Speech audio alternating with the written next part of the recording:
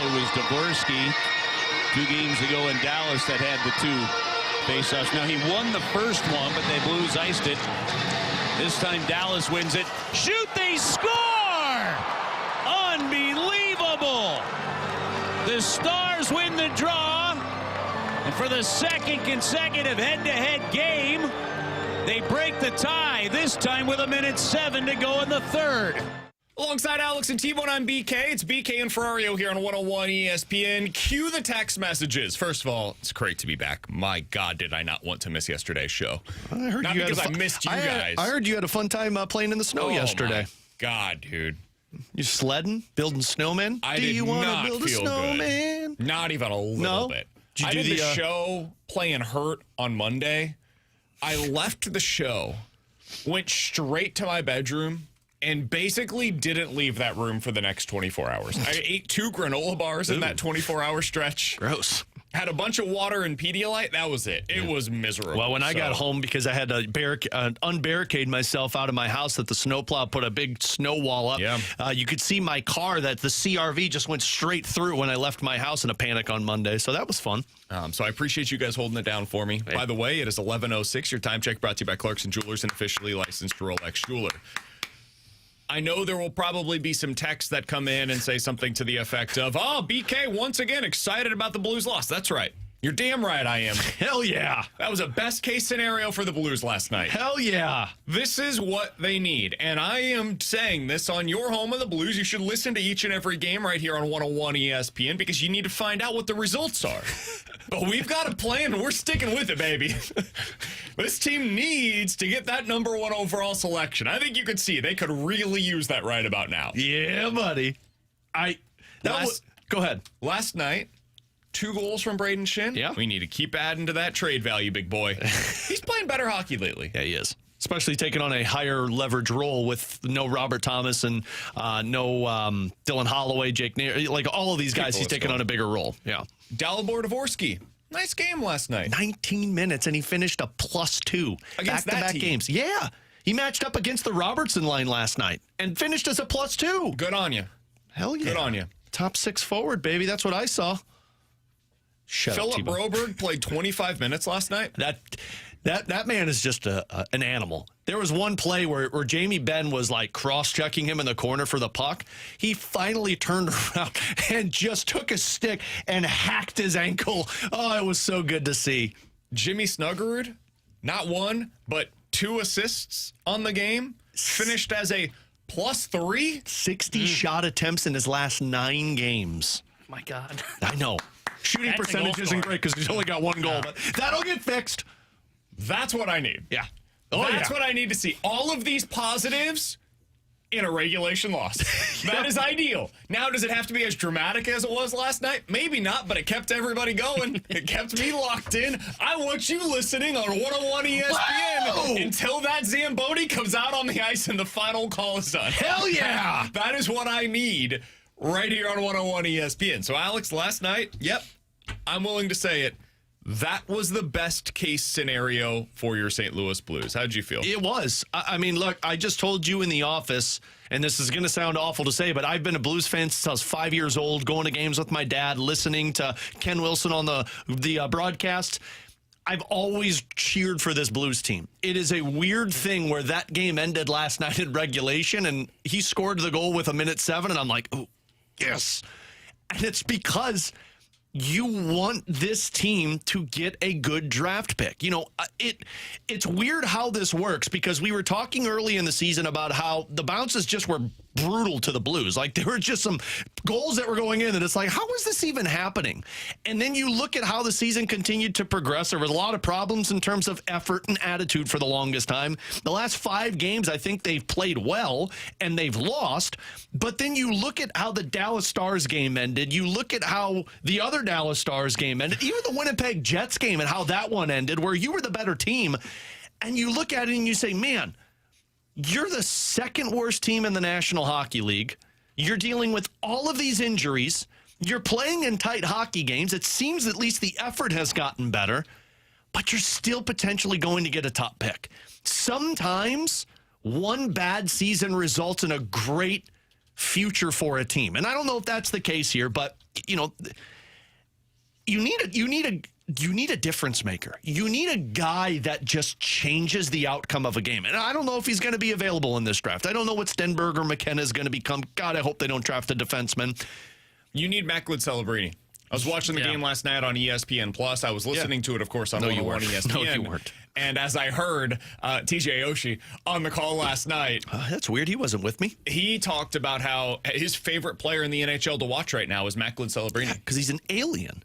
You need your unicorn. And I don't know if it's going to be Celebrini. I don't know if it's going to be a Leo Carlson or an Adam Fantilli. All I know is you don't have an elite player on the ice. And that's what's missing from this team. Like, the Dallas Stars, to me, are a perfect example. And T-Bone brought this up yesterday. We never got to it. But you look at the Dallas Stars in terms of the last 15 years. They were bad, but they were always like 12th or 13th overall pick, 18th overall pick. And then they got 1 year where they were the 3rd overall pick. They drafted Miro Heiskanen. And from that draft on, they just continued to crush it. They got Jason Robertson in the 2nd round. They drafted Thomas Harley late in the 1st round, Jake Ottinger. But it all comes down to getting that one dynamic player. Now, they were aggressive in free agency, aggressive in the trade market, and they built around those elite pieces that they had on their team. Sometimes you just need that one pick. That one pick settles everything into place, and that's where the Blues are at right now. So, yeah, it's weird to say, but I'm in the position where it's better if this team loses in tight hockey games, I think, because it's important to not get blown out every night and be the Buffalo Sabres or the Arizona Coyotes. But it's kind of important for this team to find themselves at the top of this draft, to go out there and make a dynamic selection for their future. It's incredibly important. Mm-hmm. It's the one thing that can really change their outlook. And, I mean, you mentioned it, Alex. They had a number, the Dallas Stars had a number of picks in that kind of 12 to 20-ish range. And a lot of them kind of look similar to what the Blues had, where it's, hey, you get solid contributors. And that helps. You need those guys to supplement your roster. The Cardinals have 1 million of them on the baseball side of things. You can't win at a high level without difference makers. And the Stars finally found a couple of those. Wyatt Johnson, legit difference maker for them. Look at what he's doing for their power play. They don't have to have the craziest sets in the world. They need that guy. That guy changes everything. Jake Ottinger changed everything for them in net. And then you add in a Jason Robertson, and then you go make that big trade, as they did for Mikko Rantanen, and everything falls into place. Mm-hmm. And it changes the course of your history as an organization. And really, since those guys have become consistent players for them, conference finals, probably a favorite to once again get to the conference finals this year. Yeah. That's not by coincidence. The Blues are lacking that star player, that difference maker. Look at what Macklin Celebrini has done for the San Jose Sharks. Last year as a rookie, they were not very good. Put up 63 points in 70 games, and you could see it. I remember playing against the Sharks, the Blues playing against them, and we're like, whoa, that was different. Connor Bedard has talent. This guy's a superstar in the making. You could already see it, but he had nothing around him. Yep. And this year, you look at it, they're 4th in their division, man.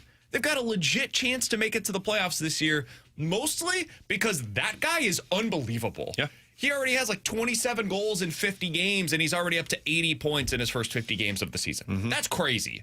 And he doesn't have a star-studded lineup around him. He's 19 years old. That is what the Blues are missing, and it changes everything if they can find it.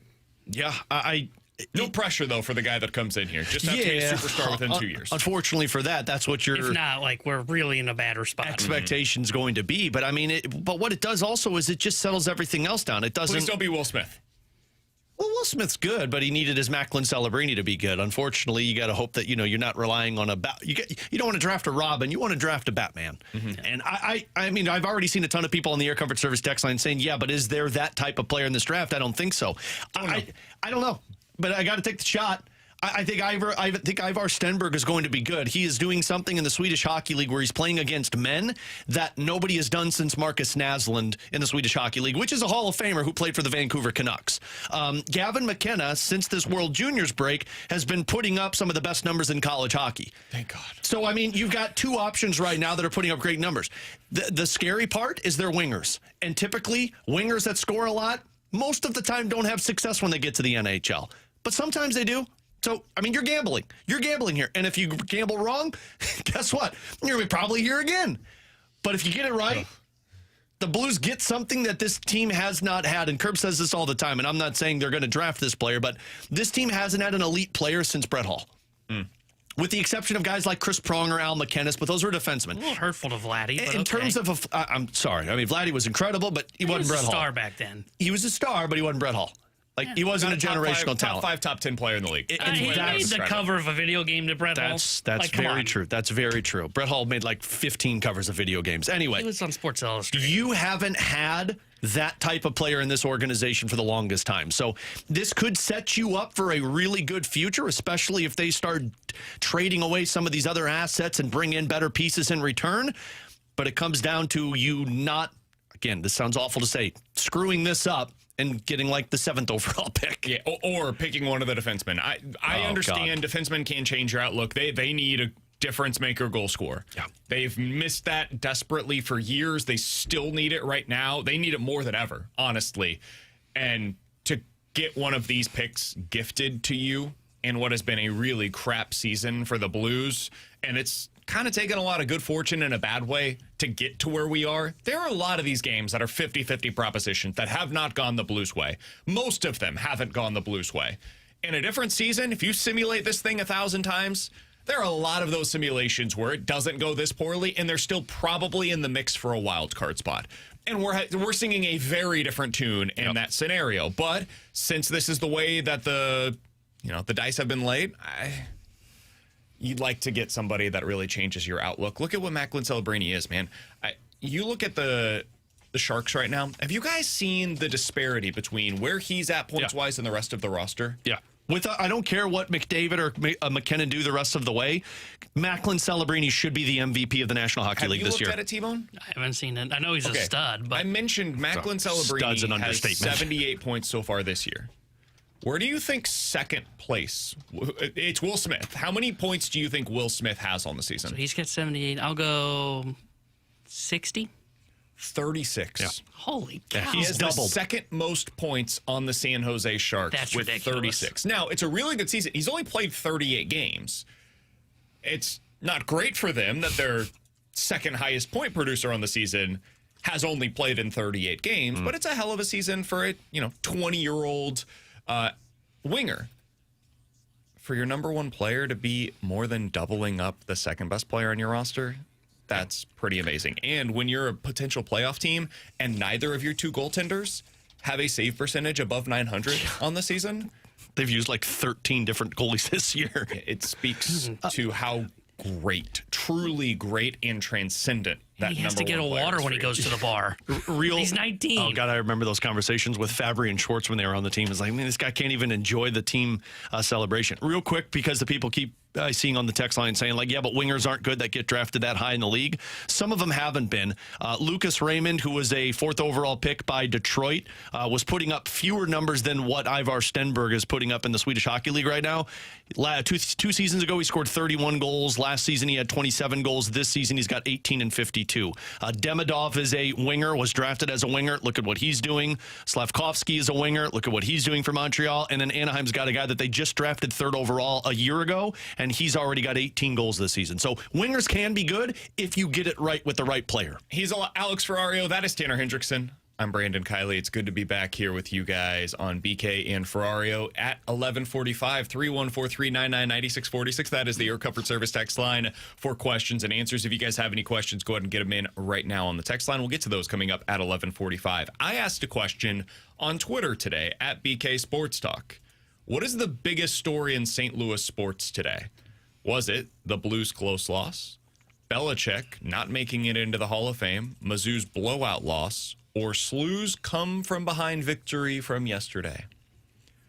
I voted for the SLU comeback victory. These two voted for the Blues' close loss. This is a democracy, for once, not a dictatorship, at least today. Yeah, I was going to say for once. Also, you framed it wrong. The biggest story isn't the Blues' close loss. The biggest story is the Blues lose in regulation for a top pick. Okay. Frame it better, man. I wonder why the voting didn't go our way. 57% of the audience agreed with me, and we will discuss that top story next.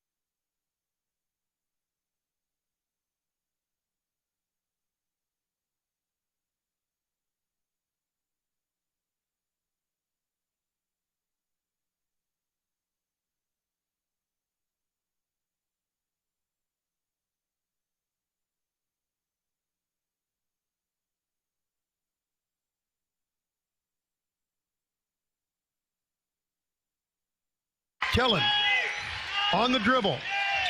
Wants to drive. Turns the corner. Spins. Gets out. Robbie open look. Bang! Robbie Avila. 3 seconds.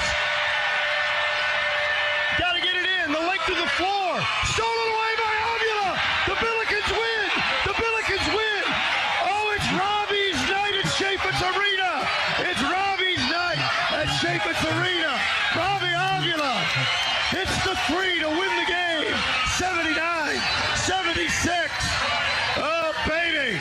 That's what it sounded like last night on the SLU Radio Network. Raymer on the call alongside Alex and T-Bone. I'm BK. In my opinion, biggest story in St. Louis sports yesterday. Second biggest. SLU pick, coming baby. from behind, down double digits at the half, and they were fortunate to only be down by 10. They hit the 3 as the buzzer sounded, went into the half down by 10. I heard Josh Schertz on with TMA earlier today, said that gave them the momentum that they were looking for because they could get a whole lot of nothing going. They could not get consistent stops. They came in with a game plan that Schertz says, hey, it just didn't fit. Didn't fit with what our guys were trying to do out there. Had to scrap that, go with something different in the second half. Defense clamped down in the second half. Offense went on a 15-0 run.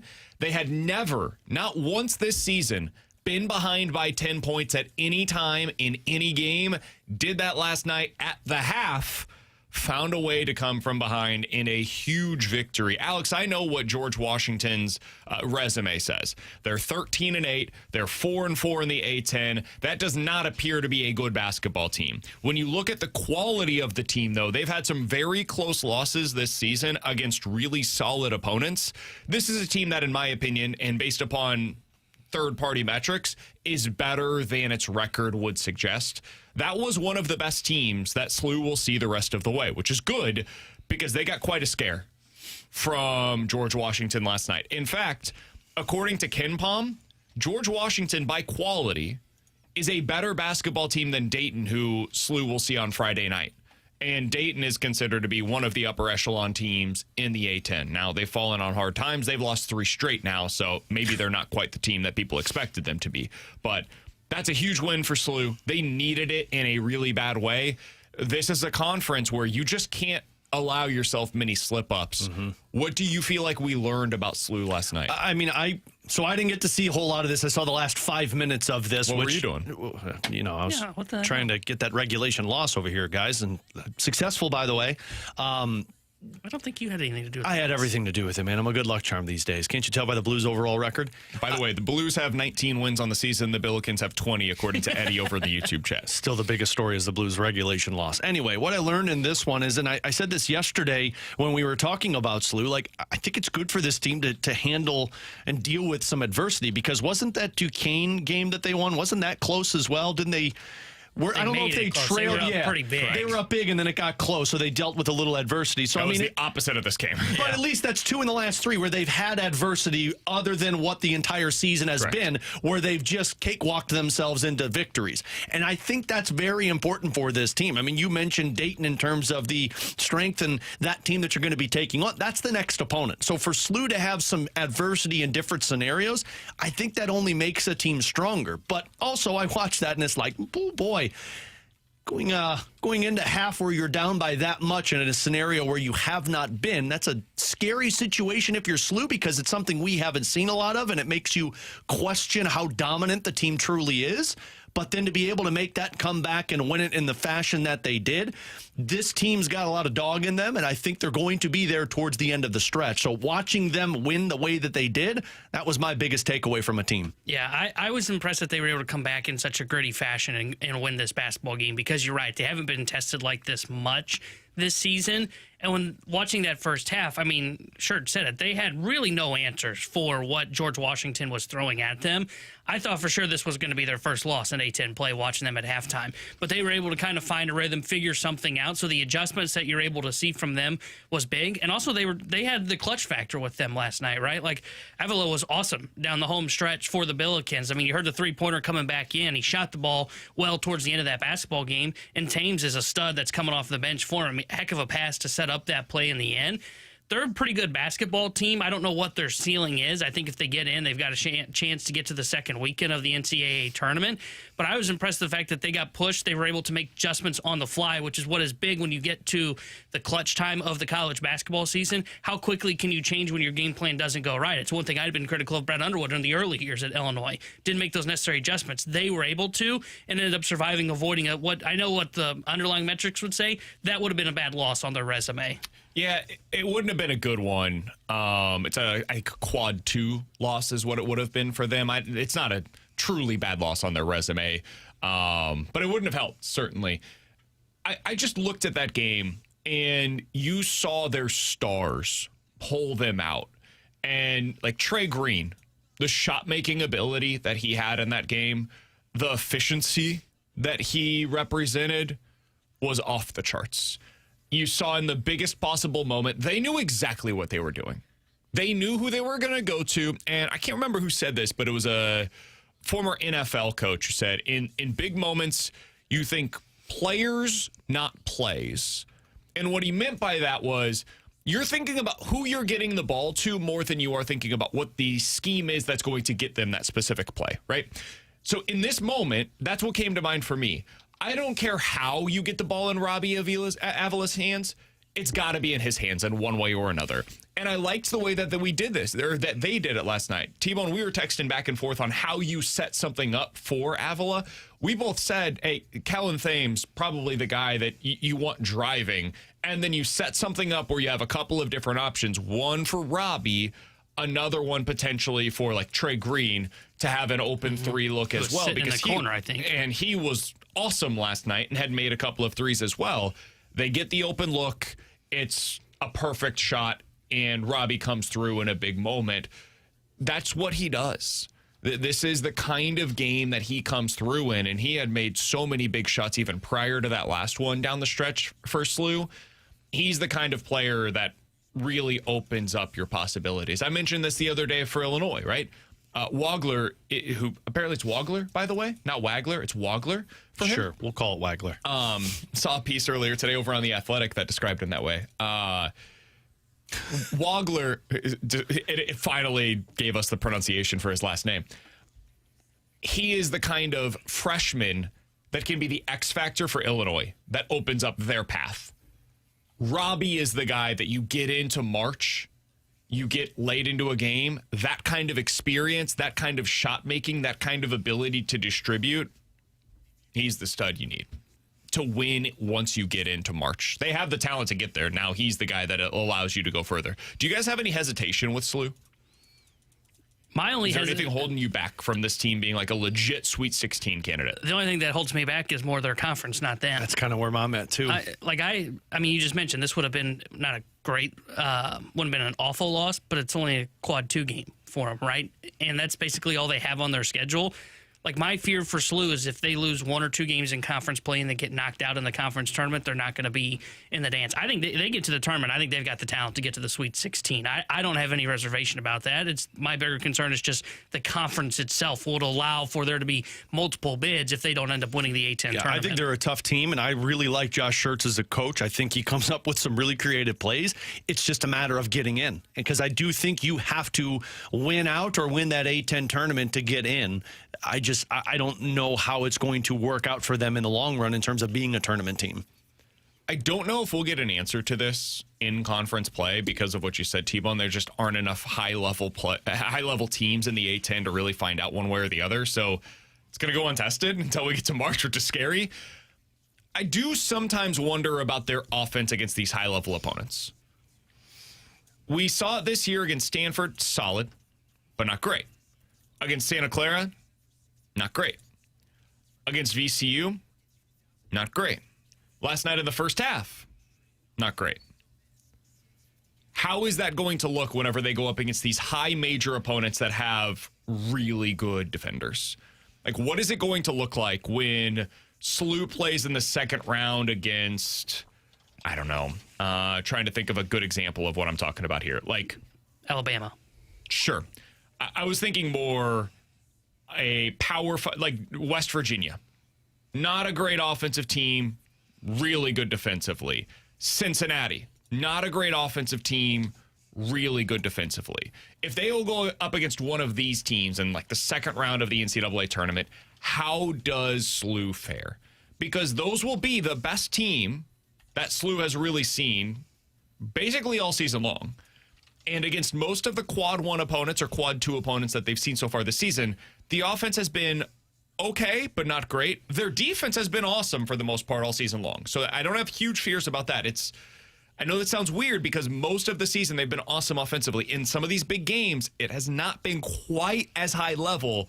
What is that going to look like once we get to the tournament? It's really my one reservation. I like a lot of their players. I like the talent that they have. What is that going to look like? Yeah, the only reason that I wouldn't be as fearful of it, though I think it is a fair concern, is when you are a good defensive team. I mean, we've talked about this in like football, for example. I think it holds true in basketball as well.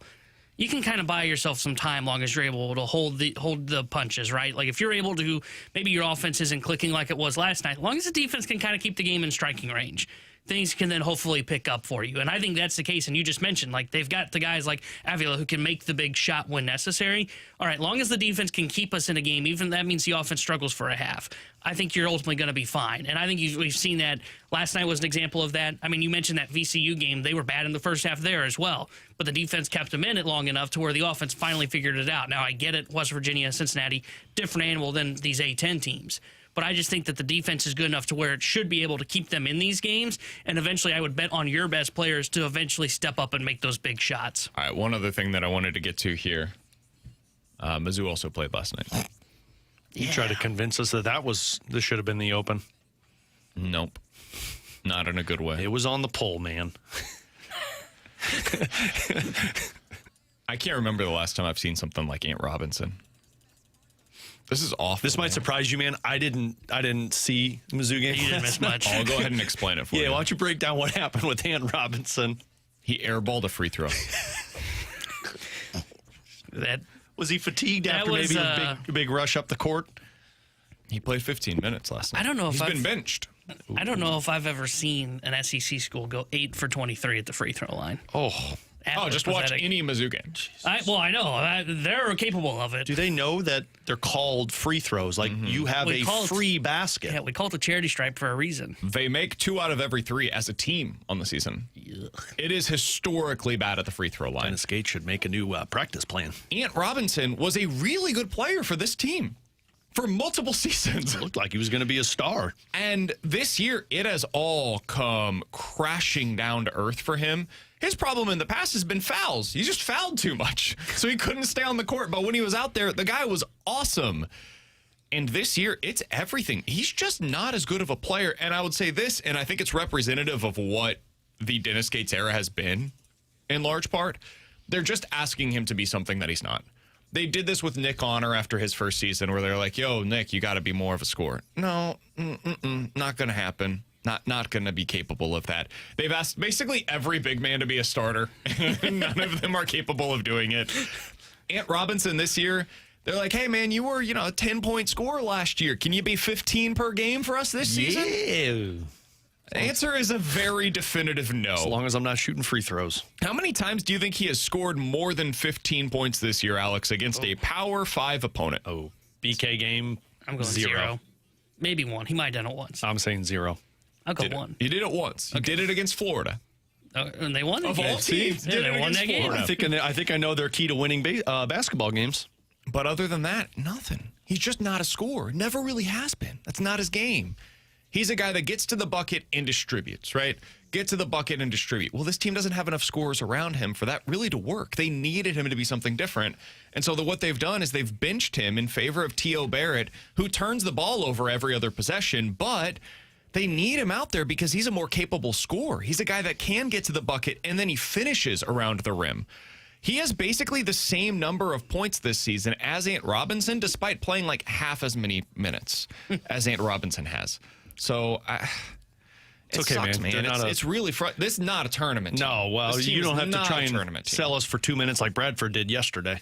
But it's really frustrating. John Scores brings up a really good game. He says, he says Tanner could make 8 out of 23. How many of us could make 8 out of 23? I think all 3 of us could. could. Yeah. I know I could. I think I was a 75% free throw shooter when I played. Of course he knows that. I was somewhere in that range. I know it I've definitely was not 30%. barely played basketball other than on my son's little hikes. I think he would how many you shoot make? 8 of 35. Oh, I could make 15 in a row on that thing. Hell yeah. Yeah. That's what I'm talking about. Basically, That's what I'm talking about. I go one-handed just on those you do little the arcade MJ? games. Can you close your eyes? I'm the Robbie Apple of the world. Oh, yeah. Oh, baby. Oh! You should see me downstairs.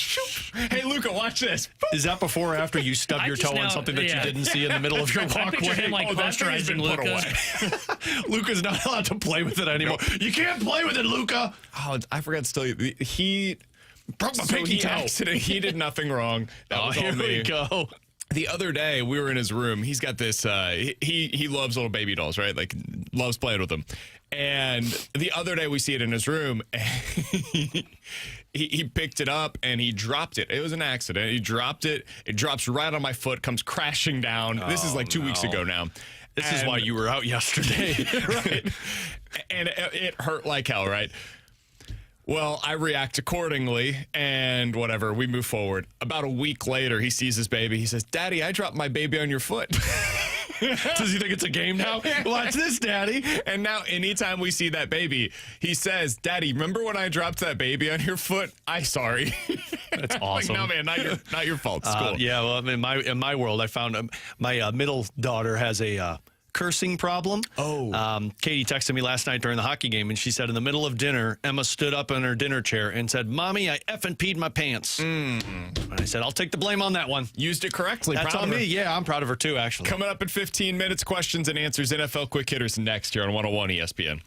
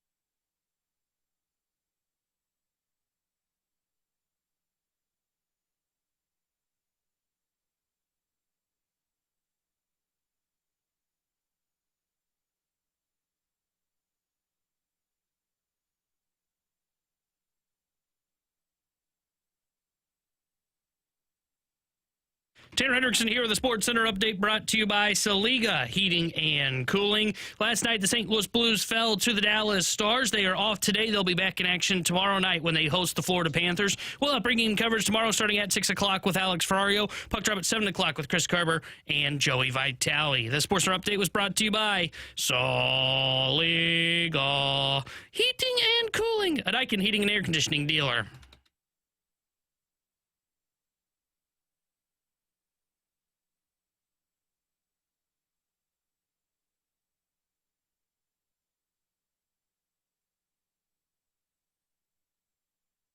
Alongside Alex and T-Bone on BK. All right, let's dive into some NFL quick hitters. Big news in the NFL last night as Bill Belichick, who could have seen it coming, was not voted into the Pro Football Hall of Fame on his first ballot. Oh, that's a shame. This is crazy. This is dumb. It's so dumb. And this is coming from a guy who rooted for the Rams growing up, was a part of the Spygate. This is dumb. So for those unfamiliar with the process, there's a committee of 50 people that come together. You need at least 80% of the vote in order to be elected into the Pro Football Hall of Fame. And on this particular portion of the ballot, they basically were choosing between 5 people, and you could vote for up to 3 of them. And if you get at least 80% of the vote, you get into the Hall of Fame. Bill Belichick apparently did not receive 40-plus votes. Alex, he's the greatest coach in the history of football. Yep. And the rumors out there, speculation, somewhat reporting, I suppose, is that maybe it was Bill Polian who convinced the room, hey, he should have to wait a year to get into the Pro Football Hall of Fame because of Spygate as some kind of a punishment for what took place in 2007, I guess. All of this seems incredibly silly to me. There is no moral clause in the NFL's Hall of Fame. Now, in baseball, there is. There is a morality clause in baseball's Hall of Fame. So if you want to use that for some of the steroid users, whatever, that is your prerogative. I can disagree with it, but it is actually part of the criteria that you are supposed to take under account. In pro football, with their Hall of Fame, there is no such clause. Therefore, what are we doing? There are some bad dudes in the NFL Hall of Fame, man. Some really bad guys. And this is where you're drawing the line with the best coach in the history of the game? It's baffling. I wish I had more to add to the story, but I just don't. I'm as shocked and as confused and as disappointed as anybody else. You know it's bad when current players are tweeting out how dumb it is that Bill Belichick wasn't voted in as the first one, because I saw Mahomes tweeted it out. That's what's wrong with the Hall of Fame voting. The fact that people are sitting here arguing that, oh, well, he should have to wait a year because of what took place. No, man, he's a Hall of Famer. If he's a Hall of Famer, why are you making him wait? It's the same argument we have in the Baseball Hall of Fame. It's a joke when certain guys aren't voted because nobody should be a unanimous Hall of Famer.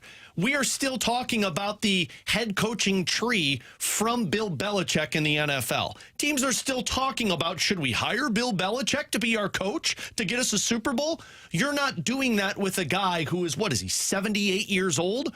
Unless he's a Hall of Famer. I think this exposes the bigger problem, and that's the Hall of Fame voting process and the people that are making this decision. It's a complete joke. And again, there's been times I've despised Bill Belichick, but I can respect the job that he has done, that when you talk NFL, when you talk NFL coaching, the first guy you think of is Bill Belichick. Yeah, I was surprised to see it because I thought for sure the headline would be not unanimous Hall of Famer, right? But Hall of Famer nonetheless. I can't believe he didn't get up to the 40 votes. I think it's part of the restrictions they have where they can only vote for, I think it was 3 of 5 that's on the listing that he has. But he's going into the Hall of Fame. I'm surprised he was left off. I don't have as big an issue with it that everybody else is having, that he's not a unanimous Hall of Famer. I don't care if he's a unanimous I think Hall of he's Famer. going to He should be in the Hall of Famer. He's going to be in the Hall of Fame. Yeah, That's the but thing. you I should- don't care you either should way. be first Hall of ballot. Famer. Like This is like when that's something that's important to those guys. When guys in baseball don't get in on their first ballot because they just, hey, if this guy couldn't have He's been a gonna first wait. ballot Hall of Famer, this guy can't get in. Or, hey, if this guy wasn't a unanimous Hall of Famer, why should he be? Because he's deserving. Just because you screwed up with that one doesn't mean you can screw up with this one too. Bill Belichick is the greatest coach, if you don't want to say in the history of the game, then of this generation, at a minimum. That's a first ballot Hall of Famer. Now, there was some good analysis on this by Mike Sando, who I think is one of the best writers in the NFL. He wrote this on Twitter, so if you want to read the full thing, you can. It's at Sando NFL. That's where you can find his complete breakdown. He has insight into this as a Hall of Fame voter, so that's where he's coming from. Said the process for this has changed within the last year, so that's part of what led to this. He said each voter of the 50, you get 3 votes total. You need 40 out of the 50 in order to get in. Now, here is why he believes Belichick didn't get in. If a few of these voters were strong advocates for specific players and they assumed Belichick was going to make it in no matter how they voted, maybe they funneled their votes for those other candidates to boost them over a 40-vote threshold to stay on this ballot for next year. It's kind of like baseball, where if you don't get to a certain threshold, you are removed from the ballot in future seasons. So maybe some of them felt that way. Maybe others prioritized other senior players, thinking that Belichick would be back in the room next year while the players on the ballot might disappear. Said maybe there are some other voters who found the Spygate situation completely disqualifying. And then there are a few others who are protesting a new rule, which was implemented last year, that made coaches eligible after just 1 season away from the game instead of 5 seasons away from the game. And so they felt as though he should have to wait longer, the way that every other coach had to in the past, instead of being rewarded in 1 year away from the game, which would be the first guy to do sorry, that. that's just dumb. And so when you get all of those different ways of siphoning off a few votes here, a few votes there, a few votes, that's how you end up with 10 plus that did not end up voting for Bill Belichick. Regardless, I think it's incredibly stupid. Yeah, I do too. I just think it's dumb. You could give me the arguments for why all you want. I don't think they're good enough to say that, well, he needs to wait. If he's a Hall of Famer, he's a Hall of Famer, and he should be in. Somebody on the text line said, BK, Mike Sando works for the NFL. Please tell me you don't really believe any of these absurd, idiotic excuses. He does not. He works for the Athletic. He's excellent at his job. And he's a Hall of Fame selector. He's giving you insight into the process. He is not He's not excusing the process. He is explaining the process, and I do appreciate him doing so. I think the excuse, explanation, whatever it is, it's stupid, and it doesn't carry weight. And the fact that he didn't get in on the first ballot is something that should be used to change the system. Yes, I think what happened, and this is where I think is the part that I find the most interesting, or the biggest part of the story that I find compelling, is that process, right? Because the reason this process is the way it is now is because there was people that were complaining that the hall was too loose with its restrictions, right? So they overreacted and said, okay, well, we're going to put this on. You only get 3 votes of the 5. Here's how we end up. And this is where you end up with the situation. Belichick is a Hall of Famer, but because you had to overcorrect because of the criticism of putting too many in, you overcorrected, and once again, the system's going to change again. Now, we'll see if they get it right this time around. Belichick will be in next year, but again, it was one of those where it's tough to find that fine line on how you're deciding your Hall of Fame voting process of how many people you can vote for. I think it should be unlimited, right? I think you should be able to vote for all 5 guys if you think on the ballot are Hall of Famers. Same in baseball. They have the limitations of, well, you can only vote for 10 guys. Well, there might be more than 10 guys that belong in the Hall of Fame. Like that's where my part of this is frustrating about it. Like, Belichick will be in the Hall of Fame. I'm not overly concerned that he's going to get left out completely. He will be a Hall of Famer. I think it's stupid. It's dumb. He should be in first ballot Hall of Famer. It's not about being unanimous Hall of Famer. You shouldn't have to wait a year. If you're a Hall of Famer, you're a Hall of Famer. And I agree with you. That's the process that I think is dumb. Why are we giving limitations? If you're putting Hall of Famers on a ballot, vote for them to be Hall of Famers. What does it matter if 1 goes in or 7 goes in? Yeah, football disagreed. I don't think it should have mattered about the process. This one is easy. Yeah. Hey, we're going to put up a vote. I've talked to people that have been in the room. My late friend, Therese Paylor, was a voter, and gave a couple of these speeches, and he said he was excited for one day to be able to give the speech for Patrick Mahomes. Something that he talked about openly whenever he was covering the Chiefs. Like, when you are the person that covered the majority of their career, you get to be the one that presents them at these Hall of Fame cases. And he said, when I present for Patrick Mahomes, it will be very simple. I will stand up, I will say, now I present for Patrick Mahomes. There's nothing that needs to be said. And then you sit back down. That's the case for Bill Belichick. You stand up, you say, today we are voting on Bill Belichick. I don't need to say anything more. Let's go ahead and take the vote and advance this thing so I don't have to waste anybody's time. That's it. It's really that simple. And nobody in the room needs information presenting his case. This isn't some random dude from 60 years ago who put up surprisingly good numbers at the time that you forgot about because we're 60 years removed from it. No. This is a modern day coach who, as recently as 5 years ago, we thought of as the best dude of his generation, the best guy to ever do it. And he was held out of the vote on his first time on the ballot. I think it's crazy. I think it's stupid. I think it's unwarranted. And I think they should rethink and revisit the process, because this was the result of this new process that's in play. Alongside Alex and T-Bone, I'm BK. 314-399-9646. That is the Air Comfort Service text line to get involved in the show. Coming up next, questions and answers here on BK and Ferrario.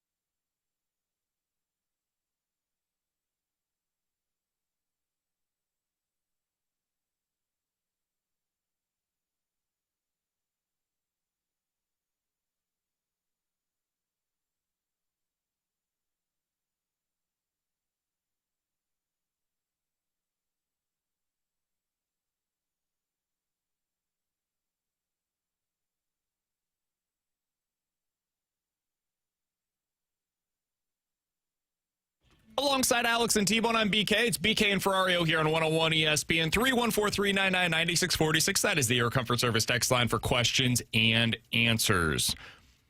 From the 314, guys, do you think that SLU will be able to win 30-plus games this season?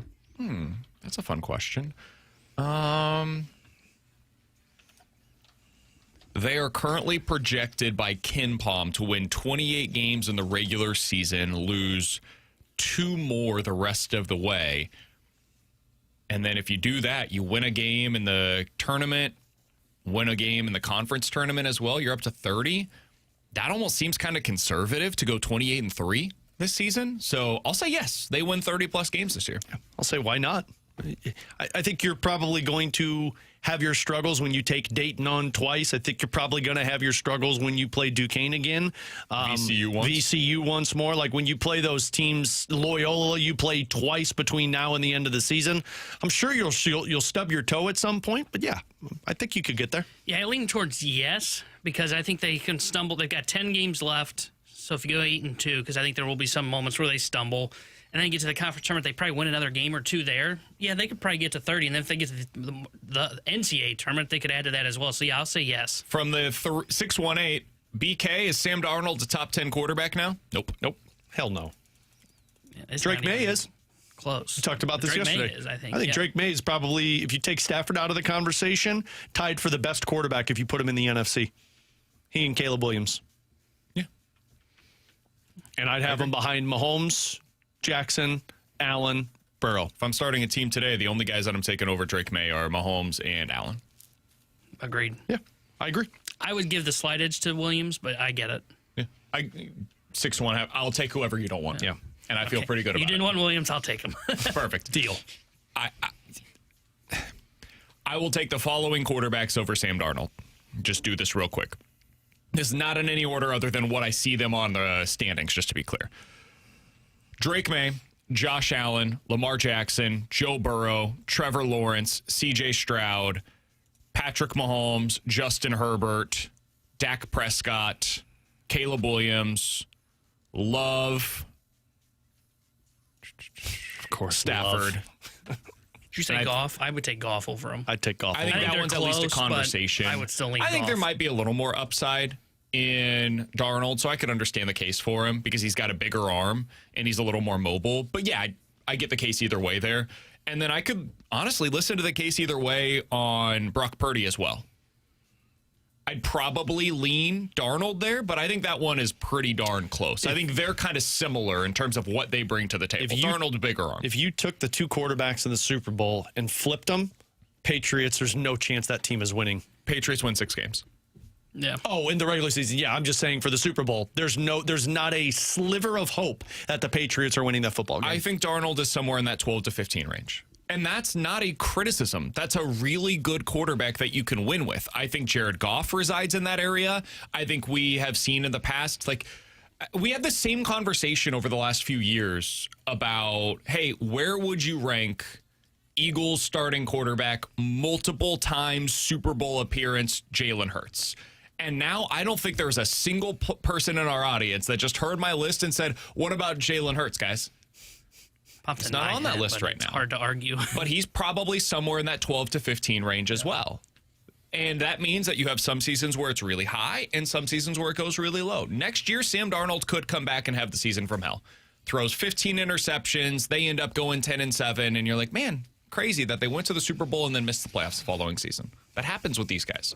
Same thing is true this year with Jared Goff. Yeah.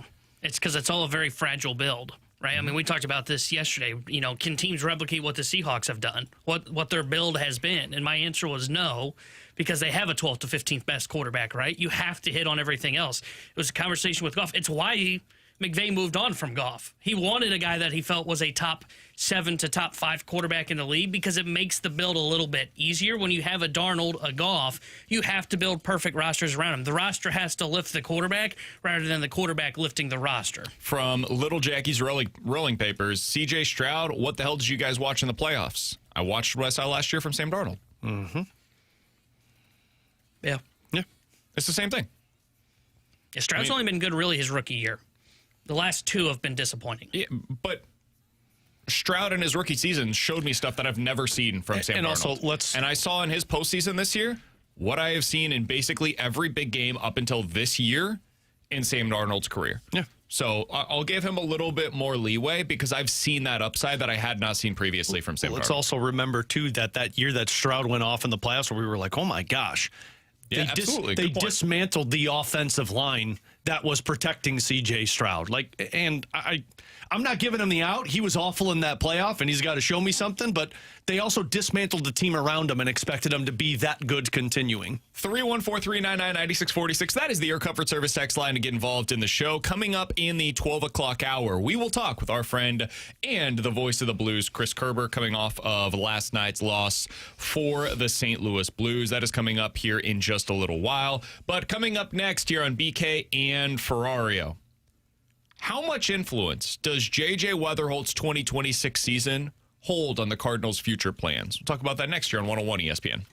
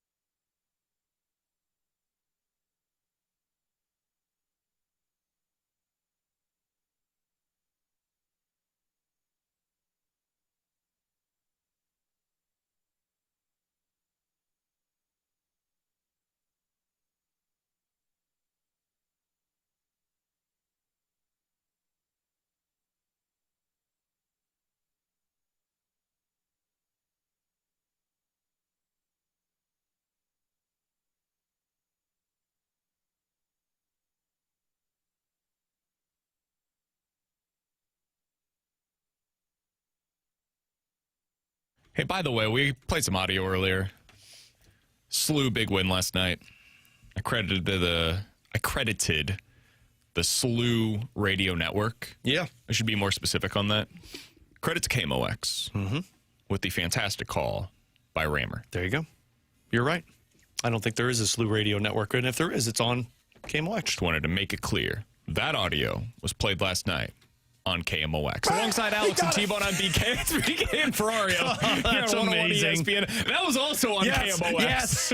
Yes. It actually may have been from Once Upon a Time when they played here on 101 ESPN. So maybe I don't have to get... I actually take back that credit. That was from Don't take back the credit. Let's not get in trouble. So... I know yesterday you guys talked a little bit about JJ Wetherholt. I'm sure you brought up the comparison that our guy Kylie McDaniel made for him over on ESPN.com of Geraldo Perdomo. You didn't like that? No. Really? Yeah. Okay, let's spend 30 seconds on this. Why? I don't think Geraldo Perdomo is a difference maker for a lineup. I think he was this past year, but I'm going to go off of the last 3 years and say that's probably at best a 3 in terms of your three-headed monster offensively. He was 4th in the MVP voting last year. And if he does that again this year, I will change my tune. But that was one season. If I'm going off of the last 3 years combined, that's a guy that barely is a 3 in terms of your three-headed monster. And JJ Wetherholt, you have to get it right. If you go on the previous seasons, he was a league average hitter. For his career, he has been a league average hitter. But last year... Yeah. Last year. I saw that with Tyler O'Neill, too, though. So if Perdomo's awesome for the next 2 years and continues that MVP race, I will change my tune. But I'm going to bank on it not happening. I would bet against it. Yeah. And I don't think that's what he's going to And be. you have to get it right with Wetherholt for where you drafted him. Okay. And where this organization is at. Was that 30 seconds? I think that was just about. Okay. About 30 seconds. Shot clock violation. So I'm glad he mentioned Perdomo, though, as his comparison because, man, one of the things I'm really curious about is how we're going to be judging JJ Wetherholt. Not in the long term, but for 2026. JJ Wetherholt is still a very young player, and we've seen this from guys in the past. Like, here's a comparison that we can go ahead and make. Dylan Carlson was a good player. We would all agree, right? Well, once upon a time. For one season, Dylan Carlson was a very good player. No. Did you see T-Bone's face? He was good for a year, just like Perdomo's been. That's what I meant to say, is in 2021, Dylan Carlson was good. Experience different, I guess. Well, and he also wasn't Perdomo good that year. No. But he was a good young player. He had a nearly 800 OPS, was almost 20% above league average offensively that season, 30 doubles, about 20 home runs. Just a really solid all-around baseball player. How do you think Cardinals fans would view that kind of a season this year from JJ Wetherholt? Not knowing what's to come, but if Wetherholt has a season similar this year, with probably more stolen bases, I would assume, to what Dylan Carlson had in his first season when he was 3rd in NL Rookie of the Year voting, how do you think that would go over? Boy, that's such a tough question to answer because I feel like Cardinals fans would be disappointed with it because their expectations are so high. I would be okay with that. If I don't know what's still to come, and if you're top 3 in Rookie of the Year, you show me the power, you show me the ability to play really good defensively, maybe don't strike out as much, but if you're showing me that you're that much better than league average, I would be happy. But still wanting more, if that makes sense. Like, there still needs to be more in the tank off of that 1 year, but that would be a success for me in terms of a rookie year. I think people are expecting him to come in and be Rookie of the Year winner. Clear cut, no doubt about it. And I'm not so certain that's going to happen. Yeah, I think people would view it as a success here in St. Louis. I think they would look at it and say, okay, it was his rookie season. To do that in a rookie campaign is very impressive. I mean, that's what I felt like they were saying about Dylan Carlson. Wow, that was pretty good from Dylan Carlson. I kind of remember that from Jordan Walker. Now, he's a little different because he had the weird got option, and then a bunch of people got upset about was he optioned for the right reasons. But I think the first season of Jordan Walker was a success, even with that option in there. I think what you said there about the expectations would then go through the roof is for year 2. I think that's when you would expect that because everybody seems to think development is linear. And as we have seen across baseball history, that's not always the case. In fact, it's rarely the case that occurs. But if he ends up putting up like Dylan Carlson numbers, absolutely, I think that is a success. And I think the fan base would view it as a success as well. I hope so. I think it should be.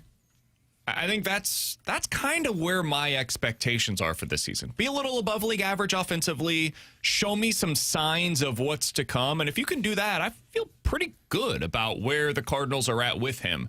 Now, that doesn't mean he's going to turn into a future Hall of Famer or anything, but it just shows signs of what you're looking for. And I'll go ahead and use a couple other examples of this. Alex Bregman, we'd all agree, pretty good hitter. Yeah. Pretty good player. Year one, had 19 homers in 155 games, was about 20% above league average. Had an 820 OPS that season. Really good all-around player, though. Gunnar Henderson, we'd all take him. Good player. Yeah. Good young player. 22 years old, first year in the bigs, 815 OPS, 125 OPS plus, about 25% above league average. Now, those guys were both slightly better than what we're talking about here with Dylan Carlson, but played premium infield positions, and you look at it in the future and you're like, man, all right, this is a building block for us. That's how I want to feel about JJ Wetherholt at the end of this season. And the reason I'm bringing all of this up is because I think he has a really significant influence on what the future of the Cardinals looks like. That feels obvious. He's your top prospect. Like, of course, yes, the 7th overall prospect in Major League Baseball, according to Kylie McDaniel. Really important for the Cardinals, BK. Who could have seen that one coming? They're going to have to make decisions soon on how they build around him. And that will mean next offseason deciding when are we ready to go? When are we ready to push back toward contention? My guess would be not next year, but you probably get like 2 years of JJ Wetherholt evidence to find out what your plan is. And you may have to act on this quicker than what you really would want to, because you're going to want to win sooner rather than later. No. And depending on what JJ Wetherholt is, that will change what you need to go acquire. If JJ Wetherholt is the star that you're missing, well, we don't have to trade or sign that guy. We have him internally, and now we can get him his Robin. Or we could get the third piece that we need in our lineup, depending on what Ray Rodriguez becomes, or what Alec Burleson develops into, or what Mason Wynn is, or what Ivan Herrera is, whatever the case may be. But these guys currently on the roster will influence what you then need to go out and get if you're in Chaim Bloom's shoes.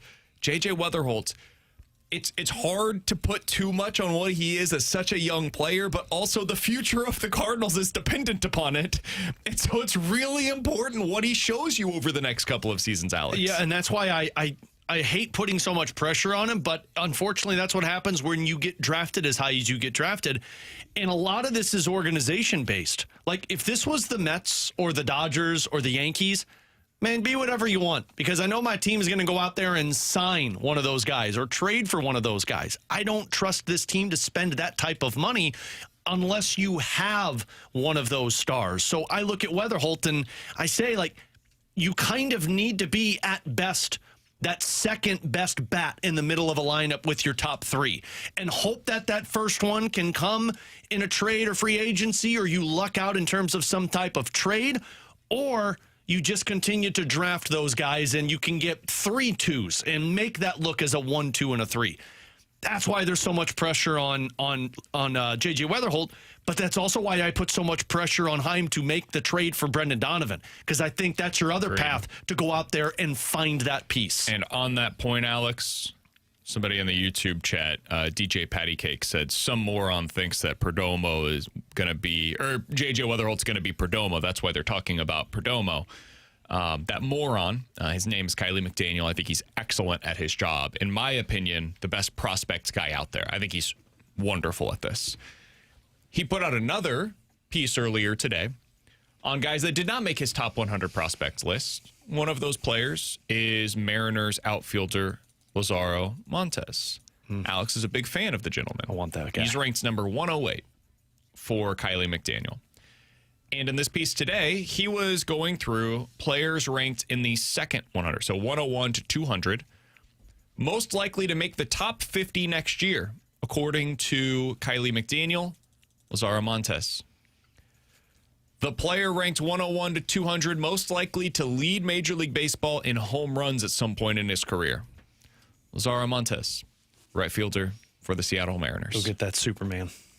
That's the kind of player I would want to target in my return for Brendan Donovan. No wonder why we haven't got the deal done yet. If I'm Seattle, that guy's not going to St. That's why I said yesterday, There's also a reason, though, for Kylie McDaniel that he's not ranked in the top 100 right now, because there are holes in his swing. There are legitimate questions about his future. He's got the potential to be a DH-only type, which means that takes away some of his overall prospect status. And he may just always be, what was your guy, Lil Poppy? Lil Poppy. Oh, yeah. God, what was his? Moises Gomez. Moises Gomez. I he love may be Lil Poppy. Moises Gomez. That might be his future, and he's a 4A player. Ollie loved him, too. Don't let him fool Long you. term. That's possible. Yeah. But you know what? You're in the position where you have to take those swings. And if it fails, then we look back and you say, yeah, this is why you're in rebuild still, because you didn't find the right guy. But this is why I said yesterday I'm worried that he's getting too greedy and overvaluating what Brendan Donovan is. Because I don't think they're just asking for Montez. I think they're asking for Montez plus. And at some point, I'm worried that they're going to go into spring training saying, no, we're just going to come back with him. Whereas, you know what, man? Go get Montez. It sucks to have to take a step backwards, and you don't like that you're caving on this deal, but you also might be overvaluating Brendan Donovan. That's the guy you need to go after. And if it's the pitcher instead of the position player, fine.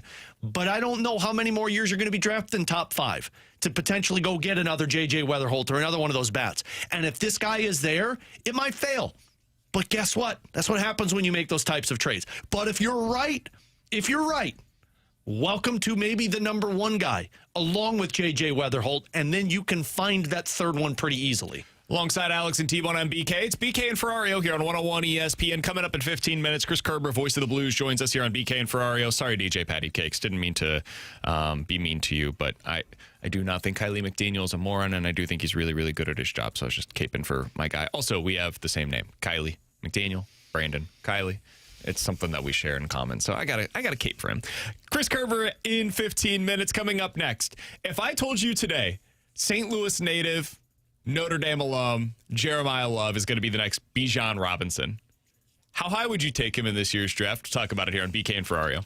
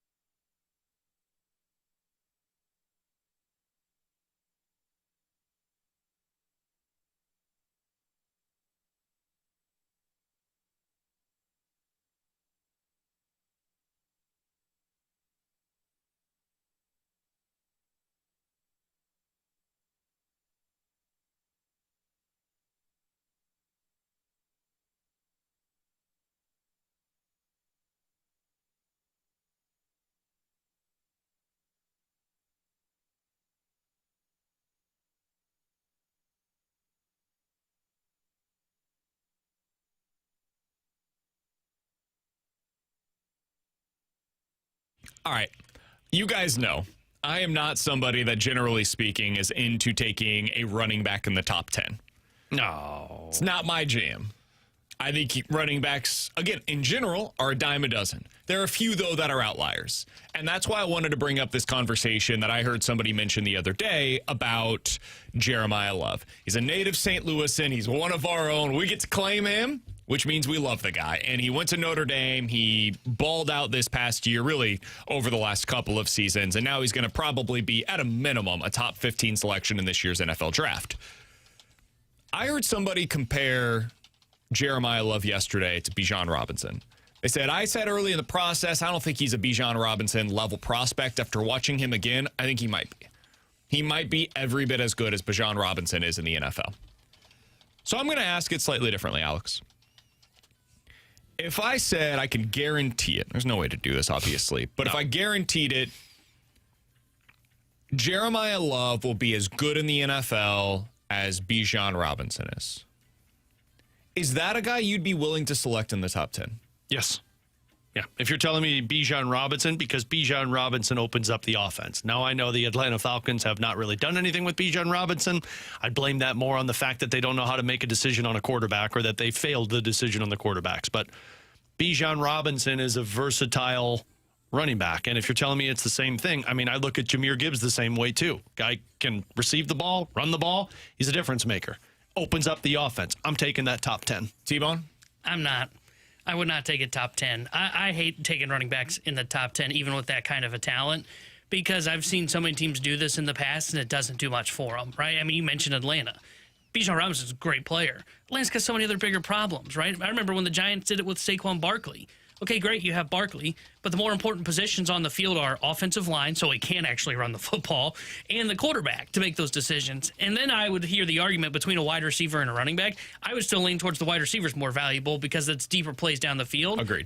I would not take Jeremiah Love in the top 10. I would. You said 11th. That's maybe the highest I would go with that guy. So I don't know what the real difference is between 10 and 11, but we can get into that conversation.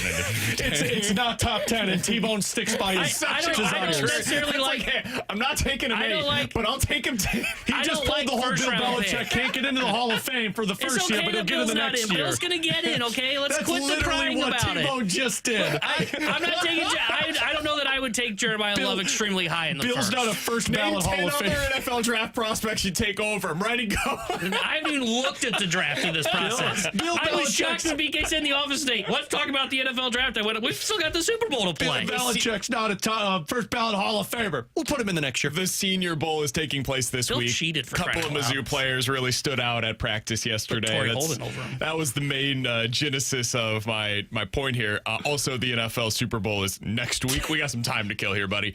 I wanted to ask this as a follow-up because I like where T-Bone's going with this.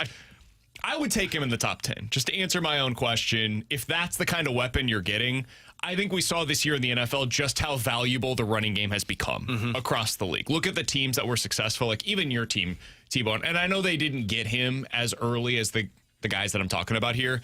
Like having that level of a running back and that level of a running game really changed things for them. And for the Rams, I think it's schematic, right? Like they've got McVay, which allows the running game to be what it is. But look at San Francisco. Everything about their offense was broken this year, but they had the one guy that opened it up, and it allowed them to be a team that we viewed as somewhat of a contender. Go ahead, Alex. I was just going to say, I look at this top 10, and I can't justify the top 3 teams taking them. But Okay, so this is what I wanted to get to. I'm glad you're doing this. So now let's get into a little more specifics. Let's go to the team-by-team case on whether or not you could reasonably take this guy. Because in a theoretical sense, could the Raiders aren't taking Minnesota take him? Yeah, because it opens things up for your young quarterback. Could the trying to go further down here? Houston Texans. Would it make sense for Houston to take? Yeah, absolutely. Dallas Cowboys. All right, now let's go with the top 10 teams. Well, T-Bone's only picking them at 11, not 10, so... To be fair, I wouldn't take him if I was Miami either. I wouldn't take him if I was the Cowboys. You know what? I will solidify my stance. I would not take a running back in the first round because I think you can find better value when you get to later rounds. The Rams have 2 first-round picks this year. You're telling I would me not take. if he's there at Jeremiah 12, Love. you would No. not take. I think they've got bigger issues that they've got to fix. I would take him at 12. I would take him at If 12. you're looking at the board and saying that's the best player on the board, I would trade down and just accumulate more assets. Boy, would I take him at 12 or 13, excuse me, if I'm the Rams. That would be a dream scenario for me as a fantasy football player too. All right. The Raiders at 1. You can't justify it. You've got to take the quarterback, right? Now, quarterbacks are gone. You no longer have any quarterbacks that are worthy of the next 30 picks. If you're the Jets, do you do it? No. No, I think they got bigger issues. Agreed. Arizona, Bigger issues. Tennessee, This is where I would start to consider it. same. Yep. I know they need to protect Cam Ward. I also need to open up my offense for Cam Ward. I would consider it. I don't think I would actually do it. I'd go an offensive tackle, but This is a weird draft. There are not a lot of premium players at premium positions. There's a couple of receivers, a couple of tackles that are fine, it seems like. Few defensive ends, and a safety and a running back. Not exactly what you would be hoping for if you're one of these teams. At Tennessee, I would consider it. I probably would not do it. Same. The Giants. no. I think they might have. It's not Bijan Robinson. I'd like to see what Scadaboo looks like and fix some of my other issues. I'd consider it if I'm them. Cleveland? Yes, I'd consider this. Really? No, I think they've got bigger issues Yeah. than Tennessee. I would not. I if think I'm they've them. got a decent defense. I think their quarterback might be a problem, but they can't do anything about Washington? No. that. No, I think they got bigger issues on the I defensive might side. do it if I'm them. Him with Jaden Daniels would be a hell of a lot of fun in that running game. The Saints are a team that seem to be getting mocked. Jeremiah Love a lot. put it on. Like, why? I don't know. Why, man? It's another team with a lot of bigger issues. No freaking way. Yeah, I would not do that if I'm the Saints. Number 9, Kansas City. Yes, absolutely. I wouldn't do it. I don't know, man. I It's really Bijan like Robinson, guys. If you're going off of that comp, you're taking Bijan Robinson there. If you tell me he's Bijan, I'm taking him. Yeah. You're taking Bijan Robinson. Yeah. I called BS on T-Bone saying his team's not taking Bijan And at at 10 12. Cincinnati, I think I'd do Or it. 13. I would too. They do have issues defensively, but Agreed. Dude, just Yeah. lean into the bit. Hell You're yeah. already all in on the offense. Just lean into Zach, this a don't little do bit it. further. outscoring your opponent to get to a Super Bowl. Just keep doing it. Score 40 a game, figure out what you're going to do Yes. defensively. It's not going to be good. I promise you none of these defensive ends are going to be enough for you to change the tune on that side of the ball. Yeah. Just do it, man. Go ahead and grab the running back, see what You're get. going to get fired sooner or Can later you anyway. imagine that offense? That would be so much fun. Man, they might not have an offensive line, but look at all those skill guys. Golly. All right, coming up next, Chris Kerber, voice of the Blues here on 101 ESPN.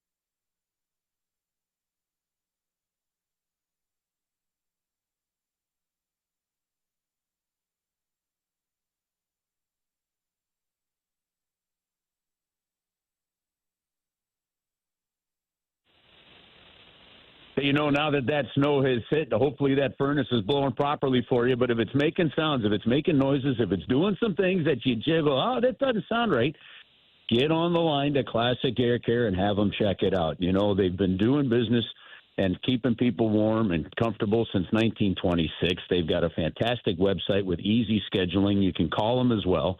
And the other thing that Classic Air Care will do is they can get to you within 24 hours. They've got over 100 vans on the road. Those are the familiar ones you've seen.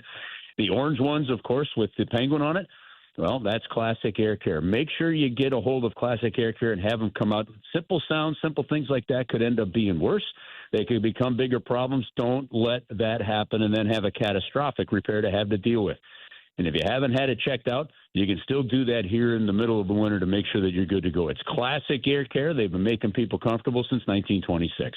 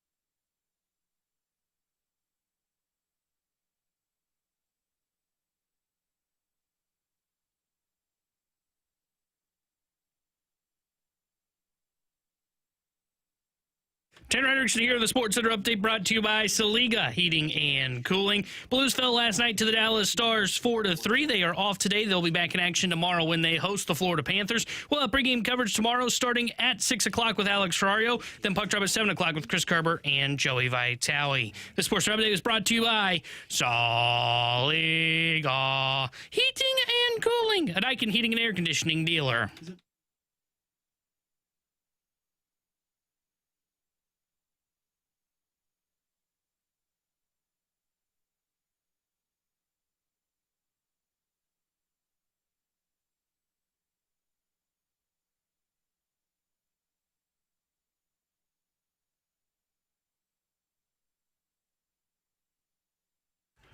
Alongside Alex and T-Bone on BK, it's BK and Ferrario here on 101 ESPN, and we are happy to go out to the Callier and Thompson hotline to be joined by the voice of the Blues, Chris Kerber, here on 101 ESPN, as Jim Montgomery recently spoke with the media out at Blues Morning Skate and said, good news for Kyrou and Neighbors. Both are day-to-day as opposed to week-to-week. Unfortunately, they're both doubtful for tomorrow. Also, Suter doesn't look like he's going to be ready to be a player tomorrow. Sonny is improving, but he was just skating, was not a part of the rush lines. Good God, man. Kessel was a part of the top six at practice. Placeholder, I would imagine. No, not top six defensemen. Top six forwards. Yeah. Well, forward defensemen these days can play forward position, so it works. That is the background to our conversation that we are about to have with Chris Kerber, the voice of the Blues. Kerbs, what's going on, man? Well, I'm just leaving the rink myself there, BK. How are you? We're doing all right. Who's going to play for the Blues tomorrow, Kerbs? I think that's a fantastic question. They haven't called anybody up yet. Did a little more digging, and I don't think they prepped any flights either. So, Sonny? Hang on 2 seconds here. My car switched Bluetooth, over on yeah. you, which causes... Hey, yeah, my car switched over on the Bluetooth. Sorry about that. At least you recognized it, Kerbs, because my dad, that happens to him, and then he's like, I lost you. I can't hear you. Is that what happened? Oh, I know. Like, Dad, it's Bluetooth. Yeah, or Christy would be like, I don't know the car doesn't. I'll go, give it a minute. It'll all catch up. It's okay. It's like the people like you're standing in the elevator and you hit the button 3 times and you go, has that ever worked for you where you felt that has sped the elevator up? Or they hit the open door button and the doors aren't opening and they just keep hitting it. Like, how about you just give it a second? It'll work. Yeah, well, listen, I'm dead convinced that the door open, door close button on elevators don't work. That one I'm convinced about. Does it work for injuries? I think Blues could use it. Yeah, they could. Well, BK wants us to get back on track here. Go track, Kerbs. Come on, man. Yeah. Listen, here's the thing. They haven't called anybody up yet. Now, I'm watching that practice today, and honestly, until Jim Montgomery I thought, you know what? Looks to me like 22's back in. He was, he had a spot on the power play unit, that kind of thing. He skated hard. Oscar Sundqvist did as well.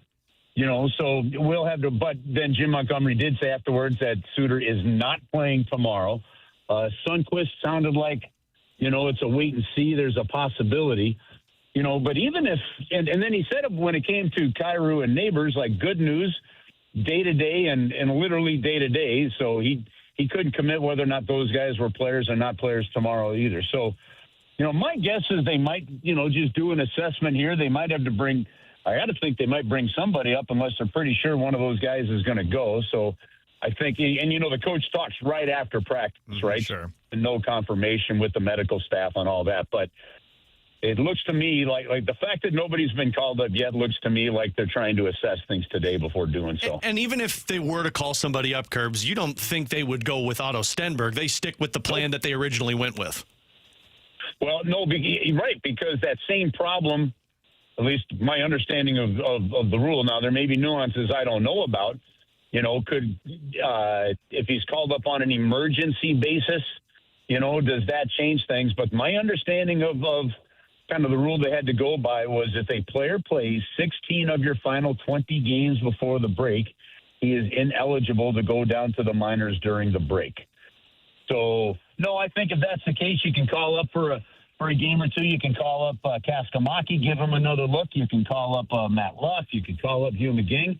They've got plenty of options without having to tap dance that rule too much. Chris Kerber, voice of the Blues, joining us here on 101 ESPN. Curbs, I know this is unfortunate in terms of the framing of it, given where we're at this point in the season, but it was my honest-to-God reaction last night as we were watching that game. That felt like a best-case scenario for the Blues at this point in the season. You had a couple of goals from Braden Shin. You saw some really positive things from most of your young players, and you lose in regulation. And I know that sucks. I hate the fact that we've arrived at this point in the season, but I'm looking at the NHL draft standings more often than I'm looking at the actual standings right now. Do you think that's fair? I think that's fair. I don't think that that's an unreasonable approach. I think I can make the case that it's a smart way to look at things right now. When it comes to that, look, I've said this before over the last couple of weeks. I could make a case and a real strong argument how a run like last year is critically important to this franchise, good for the players, that kind of stuff. And I can make the same exact argument for the case that you were just making there on the other side of it. And I may sound like a broken record to fans and a lot of people out there right now when it comes to this, but I continue to look at the teams that you're playing and the teams that are competing and the teams that are, making noise.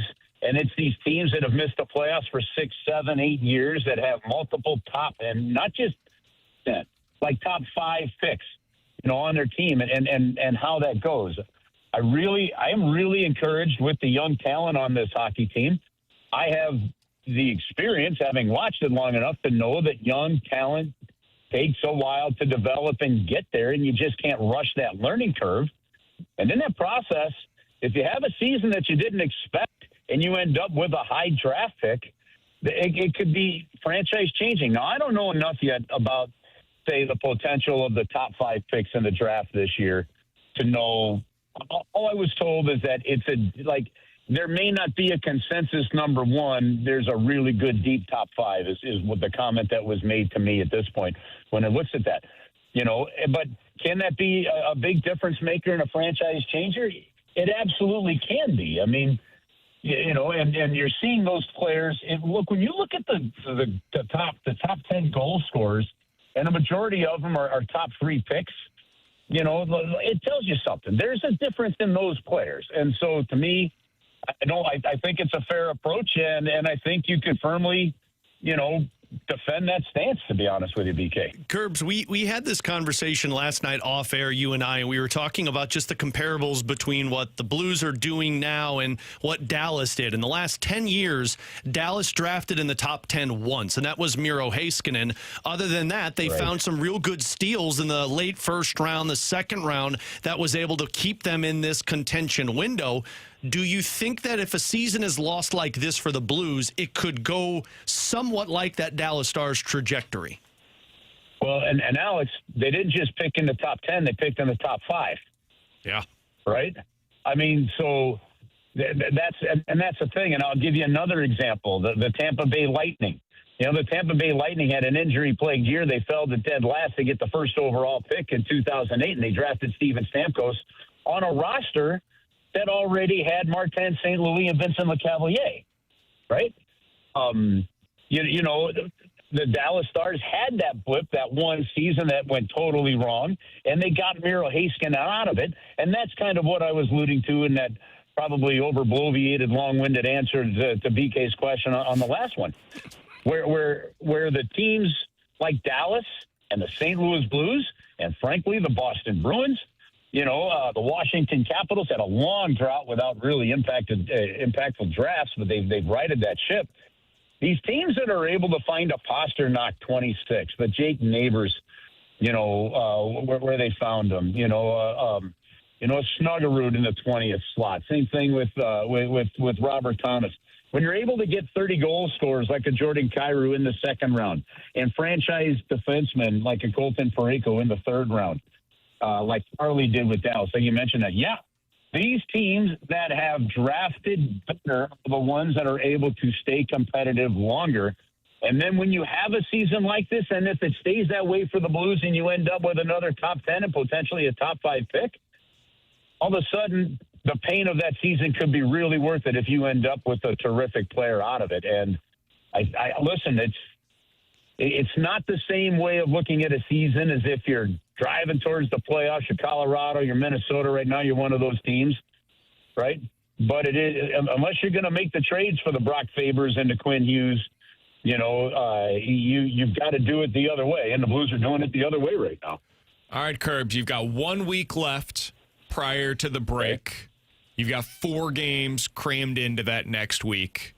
We will talk to you a week from today, and then we've got about 3 weeks there where we can look a lot of big picture conversations into this team, and we will do exactly that with you. We're looking forward to it, man. Thanks for the time as always. We'll talk with you again next week. You got it. During that break, we'll come in and we'll do just a serious hot stove.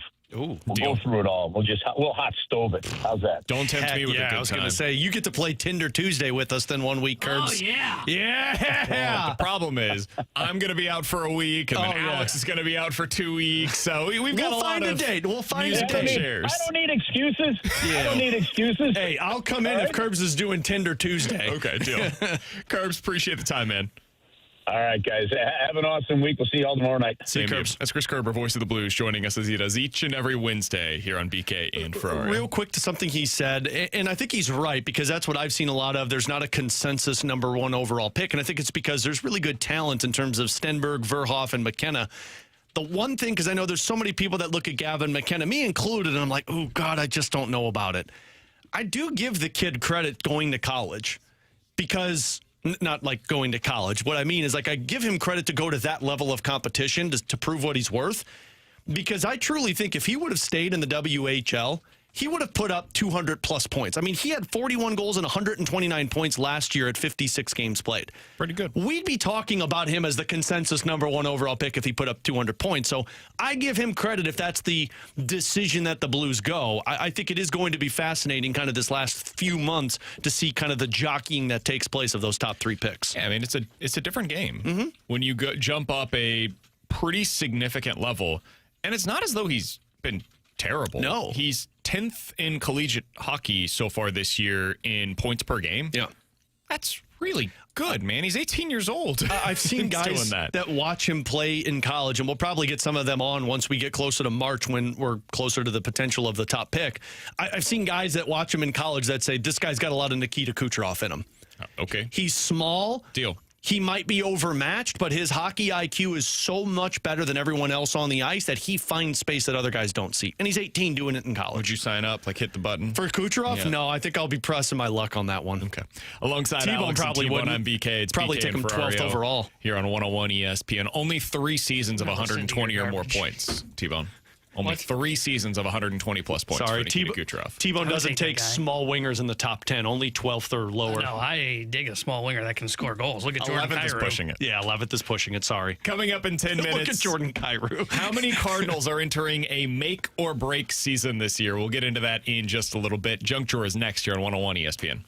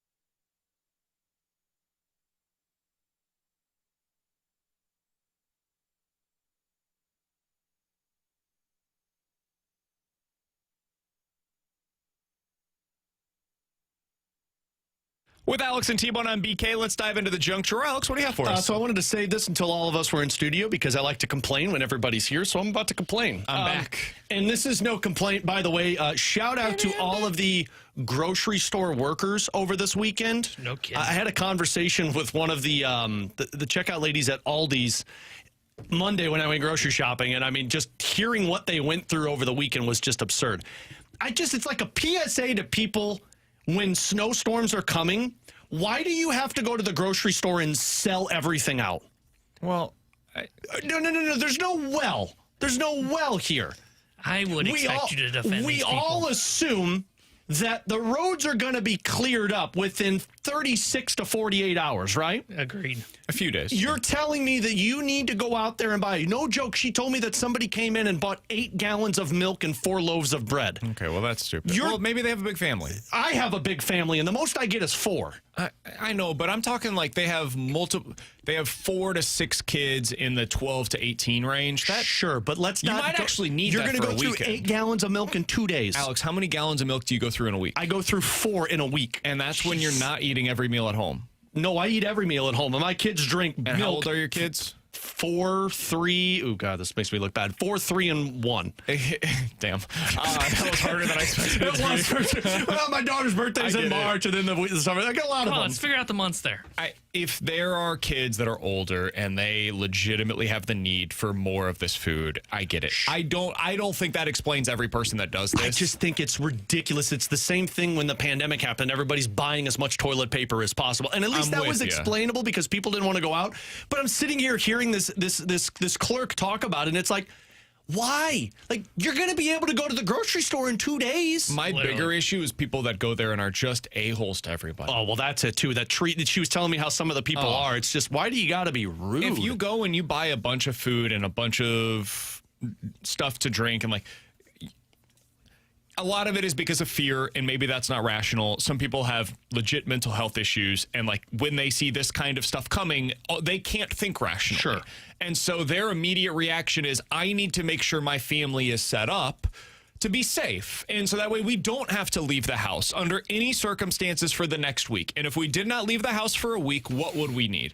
And maybe for some of them, the honest to God answer to that question is a lot more food than you would expect, because my kids eat everything that they can get their hands on. So maybe that's possible, Alex. I like to give people, generally speaking, the benefit of the doubt. That being said, just don't be a jerk, man. It's going to take you longer. It's going to suck. You're going to get to the grocery store. I did this. I went on Friday to Schnucks. You get to the grocery store. The line will wrap around. You will be back toward the frozen section of the store. And if that means that you are going to be standing there with your 2-year-old and your 2-year-old is screaming at you and it's a bad situation and you don't want to be there any longer and you just want everything to go faster, I'm sorry. And that sucks.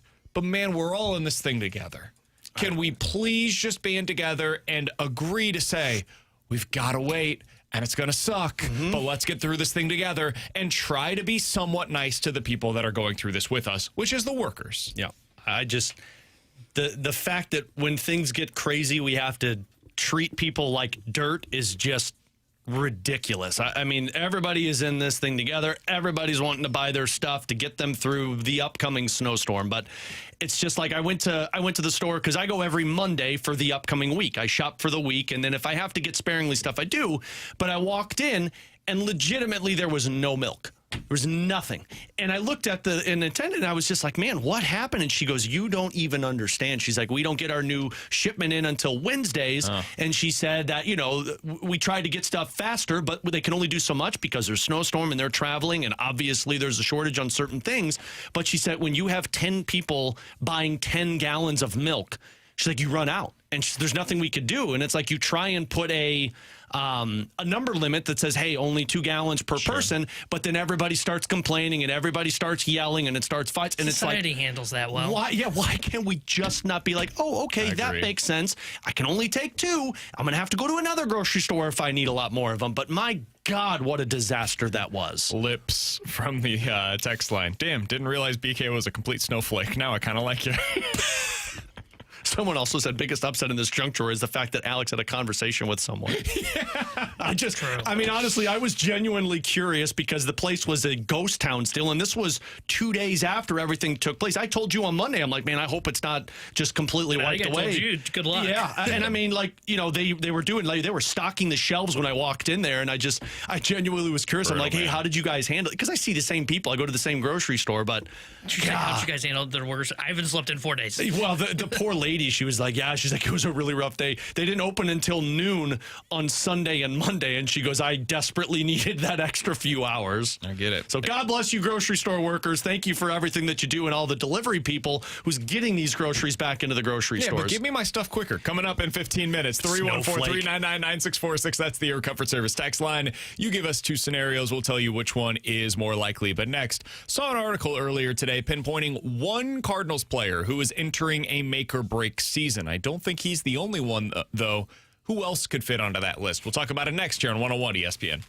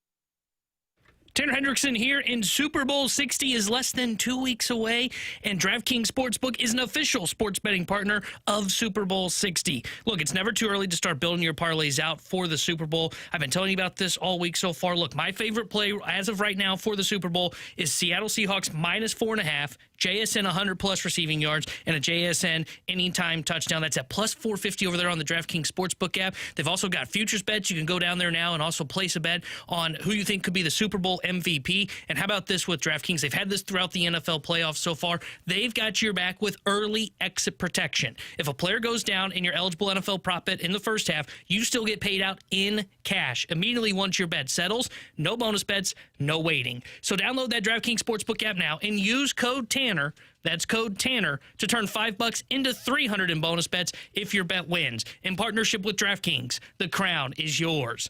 Gambling problem? Call 1-800-GAMBLER. 21 plus. Physically present in Missouri. Eligibility restrictions apply. Bet must win to receive bonus bets which expire in 7 days. Minimum odds required. For additional terms and responsible gaming resources, see dkng.co/audio. Limited time offer.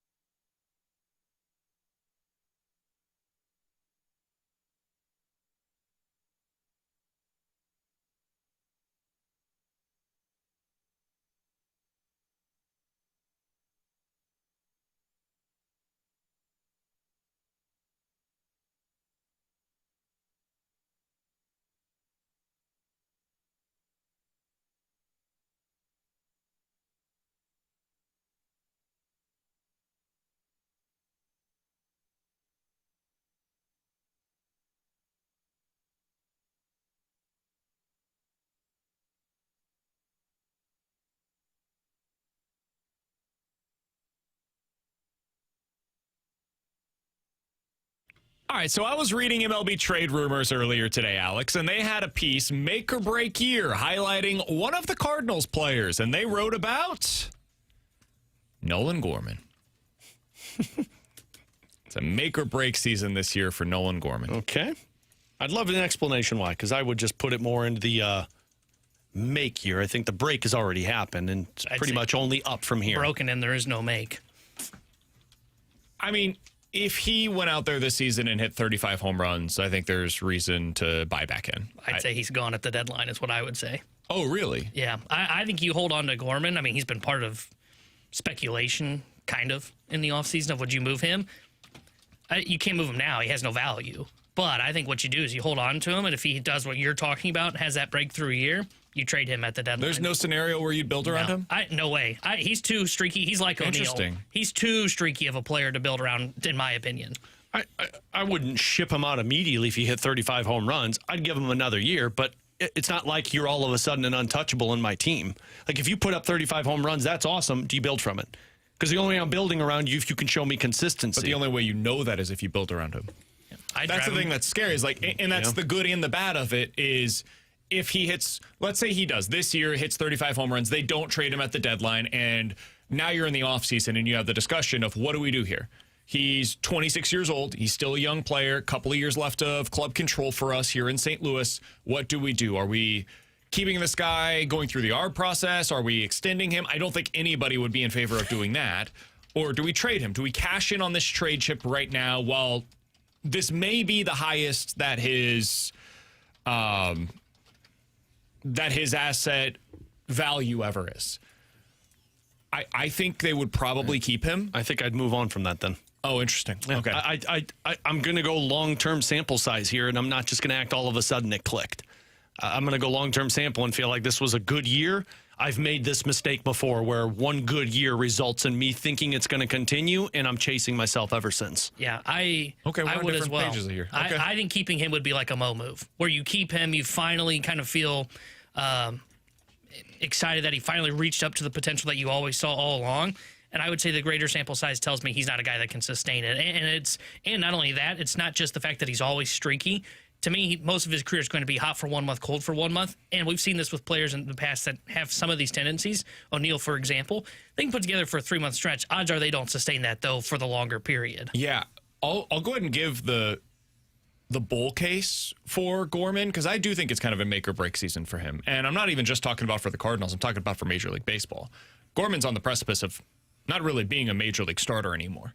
Like, he might be a bench bat if it doesn't go well for him this season. And just for his career, he becomes a utility guy and might only be in the league for another 3 to 5 years, because after that you get a little bit more expensive, you get older, bat speed goes down, all of these different things. If this season, and somebody said on the text line, guys, why are we even talking about him as a 35 home run hitter? Because for his career, and this is not me like cherry picking stats, his average per 162 games in his major league career, in which he's been a not very good hitter, is 28. He's hit for power. He doesn't have any other asset that he really brings to the table. He doesn't get on base. He's not very good defensively. He doesn't hit for average. He strikes out a ton. When he connects, though, ball go hard. Ball go far. Hit ball hard, ball go far. And he connects ball hard. Yeah. We don't need to repeat that anymore, T-Bone. Ball hard. For this season, if he were to go out there, hit 35 home runs, hits like 250, plays solid defense at second, you've got JJ Wetherholt who comes in, holds down third base for you. In this scenario, Donovan's probably traded elsewhere. That's a guy I could bring back next year. I could see him fitting into the core for the Cardinals. Burleson at first, Gorman at second, Wetherholt at third, Wynn at short.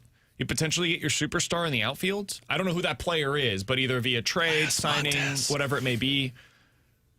I've got Ivan Herrera potentially at DH or catcher, depending on what ends up working with him there.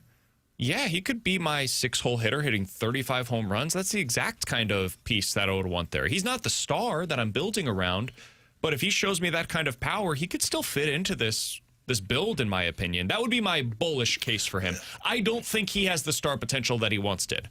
I don't think that's in there anymore. But can he be an accent piece in a lineup that hits 6th for a good team and adds that power capability like what Teoscar Hernandez was for the Blue Jays previously and this year for the Dodgers, I think that potential is still in there somewhere, especially if he's a second baseman where you don't get that out of your second baseman very often. I see where you're coming from. And, you kind of swayed me because I think you're right. Like, if you hit that, I see how that works into this because he's 25 years old. You're still kind of in that age frame. I think the reason I'm hesitant still is it does feel like an old Cardinals move to where you see it and you're like, oh, I think we found something finally. And then you potentially have teams that are seeing the same thing and say, look, we'll give you a lot for this. And you say, no, we're going to stick with it because we think this can continue. And it doesn't continue. Like, I do think they're kind of like where the Blues are at right now, where you shift to a newer core that's a few years younger. He's 25, but if he has a great year and there are teams saying, oh, we want this now because we think we will strike while the iron's hot, so here's 20 and 21-year-old younger players that are top prospects, I just think if I'm in the Cardinals position, I'm looking at this saying, this was great. I don't believe it's sustainable. Let's continue to veer to the younger group of players. I'm going to read you the numbers for a player real quick. This is his age 23 to 26 season. Per season, 15 doubles, 15 homers, 38 ribbies, about 95 strikeouts in 270 at-bats. He hit 237. OPS about 5% above league average. No defensive value. Overall wins above replacement for the for the 4 seasons combined, 3 wins. Never had a season worth 1.5 wins above replacement or more. Is that a good player? It's a fine player, yeah. It's a bad player. Yeah, I was going to say, that sounds like a pretty bad player. It's not a very helpful piece. That's Teoscar Hernandez, his first 4 seasons in the major leagues. And then he broke out in year 5, 2020, COVID season, 45% above league average. I would imagine most fans said, that's fake. That's a COVID season. And then he came back the next season, and guess what he did? He hit 295, 350 on base, hit 32 homers, 115 RBIs that season, and finished 19th in the MVP voting, won the Silver Slugger Award that year, made it to an All-Star game. I'm not telling you that Nolan Gorman is going to be Teoscar Hernandez. I would bet against it. I'd be very surprised by that. But that's why I don't give up on these kinds of players with that kind of power, because it's really hard to find. And if they're able to access it at the major league level, there's still some variability. Like year in and year out, you don't know what Teoscar Hernandez is going to be. There have been seasons recently, hell, this past season, honestly, for Teoscar Hernandez, where he's still not a great player. He's not the superstar that you build around. But he has the upside in any individual season to be really good, hit you 35 to 40 bombs, and bat somewhere between like 3 and 6 in a lineup for a contender. That's what I would be betting on. That's the bull case for Nolan Gorman. That's why I do think it's a make or break season. Because if he doesn't do it this year, I can't bet on it any longer. Eventually, that playing time is too valuable, and I need to see if somebody else can be that player at that position to give me something better than what Gorman has been, because I can't do it 5 years in a row.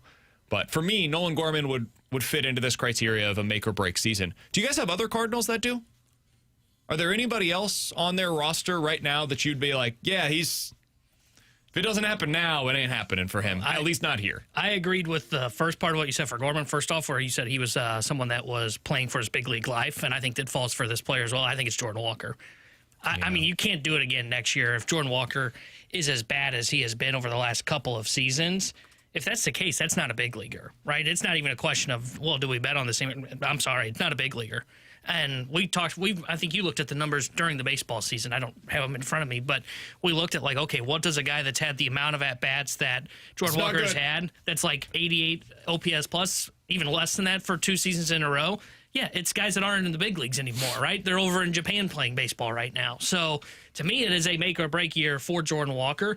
And I think the Cardinals even kind of put a little of that pressure on him in winter warm-up. I think the comment went a little under the radar. But Heim said, hey, look, yeah, we created an opportunity for Jordan Walker, but he's not locked in for 600 plate appearances, right? So basically the way I read that was, okay, so if Walker's not playing and he's still not hitting by the time we get to about the halfway point of the year, I don't know what it means for what they do with him on the roster, but he's not going to be locked in as a starter. So for me, he's the guy I would circle for make or break this year. Does Victor Scott fit into this criteria? Not as a player. Like, he could be a fourth outfielder for you, whatever. Speed, defense, defensive replacement late in the game. That's fine. Left-handed bat comes in specific situations. He could have a spot on the roster. Is this a make or break year for him as a starter? No.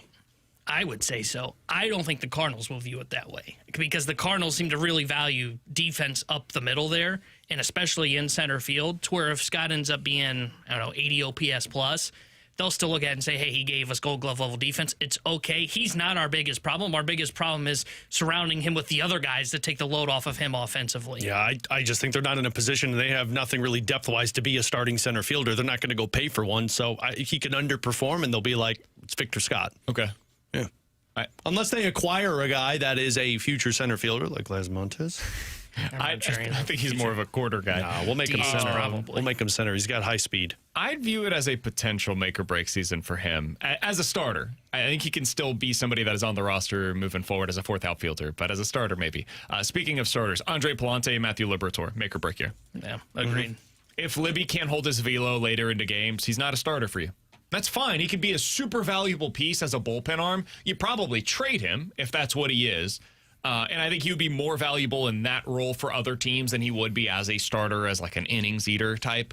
But this is the year where it's got to work for him, getting deeper into games. It's okay that in year one it didn't work as well as you would have hoped after the first couple of months. But in year two, you'd like to see him develop a little bit more in that way. And then for Palante, I think he can be a starter in this league somewhere. Even with the stuff that he threw last year, I don't know that it can be here. Because he is just a pure innings eater, and the Cardinals have too many of those other guys that are just going to be significantly cheaper than him. So if the stuff and the results don't improve in 2025, I don't think Andre Palante is back in 2026. I don't think he's back in 2027. Yeah, so he'd be another one that I would throw into this category. I agree with that, and he's not a guy that can go to the bullpen and really play up. He doesn't miss bats, so that's part of the problem. Now, maybe you could make an argument he could become a ground ball specialist and really a left-handed specialist that could come out of the bullpen since he gets the lefties out very well. But even then, we've seen that brand of pitcher has kind of died off in baseball. Can I give you one that's in the minor leagues that's make or break? Okay. That's kind of a thought experiment. He didn't seem Minor too thrilled league about make it. or break? Tink Hintz as a starter, make or break year for it. I agree with that. I think so too, because he's going to be 23 coming into this year. Last year, he made all of 8 starts through 4 different levels, and some of those levels were rehab starts and threw only 21 1/3 innings. At some point, you got to start getting a return on that electric arm of Tink Hintz. And if he can't start and stay healthy this year, I think then you have to have the serious conversation about, okay, is this guy just going to have to be a bullpen arm for us moving forward? You're also running out of option years. Exactly. Like, eventually you just run out of, he can continue to develop at the minor league level. This is it. He's also on the 40-man, right? Didn't they put him on the 40-man this offseason? So, yeah, like this stuff, it's starting to get to the place where he needs to contribute in some kind of meaningful way. He's not there yet, obviously. He gets one more year. One more year of grace before we get to that place. But, yeah, I agree with you completely, T-Bone, that it is a make-or-break season for him when it comes to his starting ability. He could still impact you as a reliever, but as a starter, I agree. Another one that I would throw in that category, Quinn Matthews. What are you? Are you going to be somebody that meaningfully contributes at the major league level as better than a back end of the rotation starter? Or is that what you are? Which is fine. But if that upside that we saw 2 years ago still exists within Quinn Matthews, I think we will see it this year. Yeah, there will be some kind of a rebound from a down year last year at AAA. Yeah, I like that one because I think it is the upside play, the way you framed it. Because based on what we saw, we thought he could be a guy that could be like a really good 2-3 in a rotation. But then you saw his numbers when he got to AAA. You know what he reminded me of? Reminded me when we saw Zach Thompson, Matthew Liberatore get there. I think it's better stuff, but like he got to AAA and he couldn't find the strike zone. Now, is that because they've got the automated zone so you can't pick corners and get some calls? Maybe, but I don't think it's for how bad his numbers jumped up and pitching with Major League Baseball. I think you're right. I think if he can't do that, I think you're looking at him more in the swingman role than anything else. In 15 minutes, is Shane Wright the kind of return the Blues should be targeting if Jordan Kyrou is dealt? We'll get into that here in about 15 minutes. But next, 314-399-9646. That is the Air Comfort Service text line. More likely to happen here on 101 ESPN.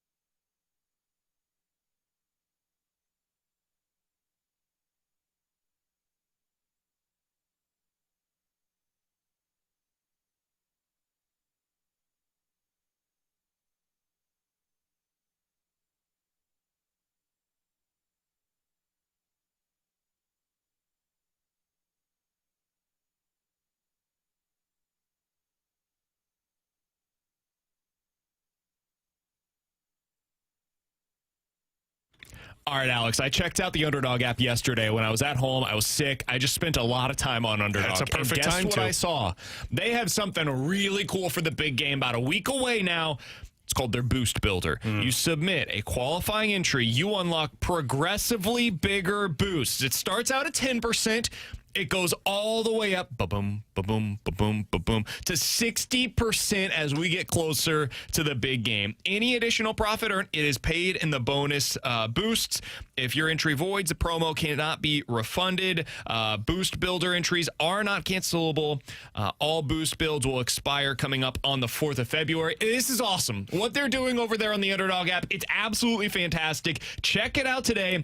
Get all of your picks in. Get in on the action over on the Underdog app for the big game. Super simple to use as well. Pick your favorite player, favorite stat, higher or lower. Get your entries right. Win up to 5,000 times your cash. So download the Underdog app today and use promo code BKO to score $75 in fantasy bonus entries when you play your first $5 on fantasy. That's promo code BKO. Underdog, make plays, win money. Must be 18 plus and present in Missouri. Terms apply. See assets.underdogfantasy.com/web/play and get terms _DFS_.html for details. Concerned with your play, call 1-800-GAMBLER. Visit www.ncpgambling.org.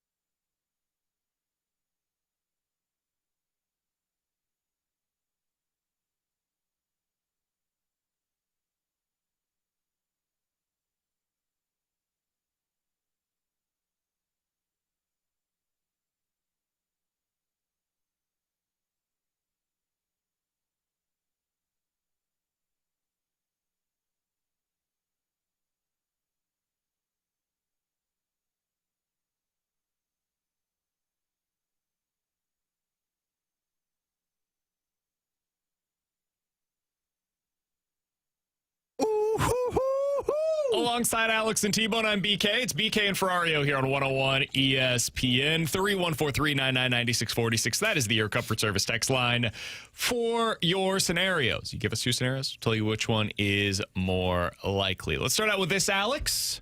More likely to reach the postseason next year in the NFL, the New York Giants or the Pittsburgh Steelers? Both of whom have announced their new head coaches. We did not talk about this earlier this week. Mike McCarthy, the next head coach of your Pittsburgh Steelers. The Yinzer is back. Yeah. A very emotional press conference as his introduction. All the emotion videos of Mike McCarthy being back in Pittsburgh. Cool. Have fun being an underwhelming team next year once again. Aaron Rodgers probably returning. Of course he is. So who was it? Was Pittsburgh and who? The New York Giants. I'll say New York Giants. Same. At least they got a quarterback. Yeah, and easier in theory to get into the playoffs. And a really in the good NFC. defense. Yeah, unlike the AFC where we'll see if they bounce back, but if they do, you're talking Mahomes, you're talking Josh Allen and the Bills, you're talking Lamar in Baltimore, you're potentially talking Joe Burrow in Cincinnati. Oh, by the way, the Texans were pretty good this past year. Like, there are a lot of pretty good teams. The Chargers, like, there's some pretty good teams in the AFC. Patriots are in the Super Bowl. Like, yeah, okay, I'll go on the NFC side of things, and I will take the Giants. Agreed. Yep. Alex? Oh, me. Guys, more likely to happen.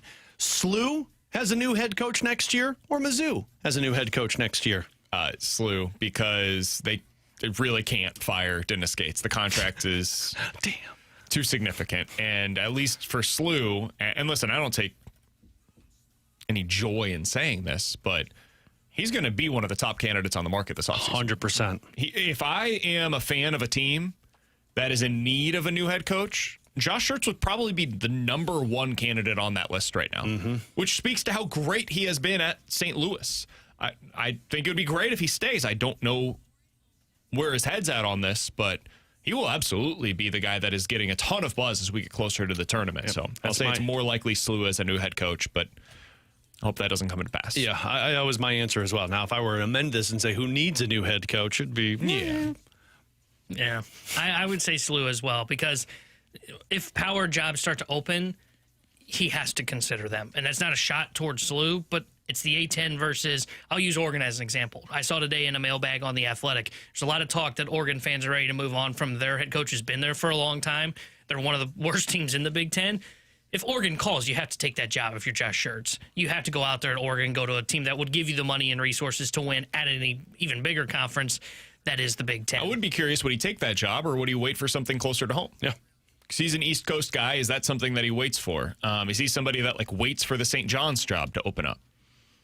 You know, I can't imagine he's going to be there forever. Yeah, Patino won't be. He would have to retire at some point, right? No. You'd think so. Patino just will keep going. How he is? What, 60? Oh, God, he's got to No, there's no way he's 65. Older? Got to be in his 70s. What would you guess? 72. I'm thinking he's younger than we think. I'm thinking 67. 73. Holy crap! He's yeah. old. He is older. He's than been around a while, T-Bone. He'll be 74 this year. Wow. Okay, that is a little. He was around before. He was around before T-Bone was a thing. What do you think was his first year as a head coach? 99. 87. 85. Yeah, Holy he's cow. been around before you, T-Bone. Who was his first coaching Did you know job? that he coached at Kentucky? I knew that because that was when. 89 to 97. Oh, okay. So So I no, knew it you was in the. didn't. I knew it was in the late. No. I knew it was in the late 90s when it ended. Yeah. So Did that's you know why he I was coached the thinking. Knicks?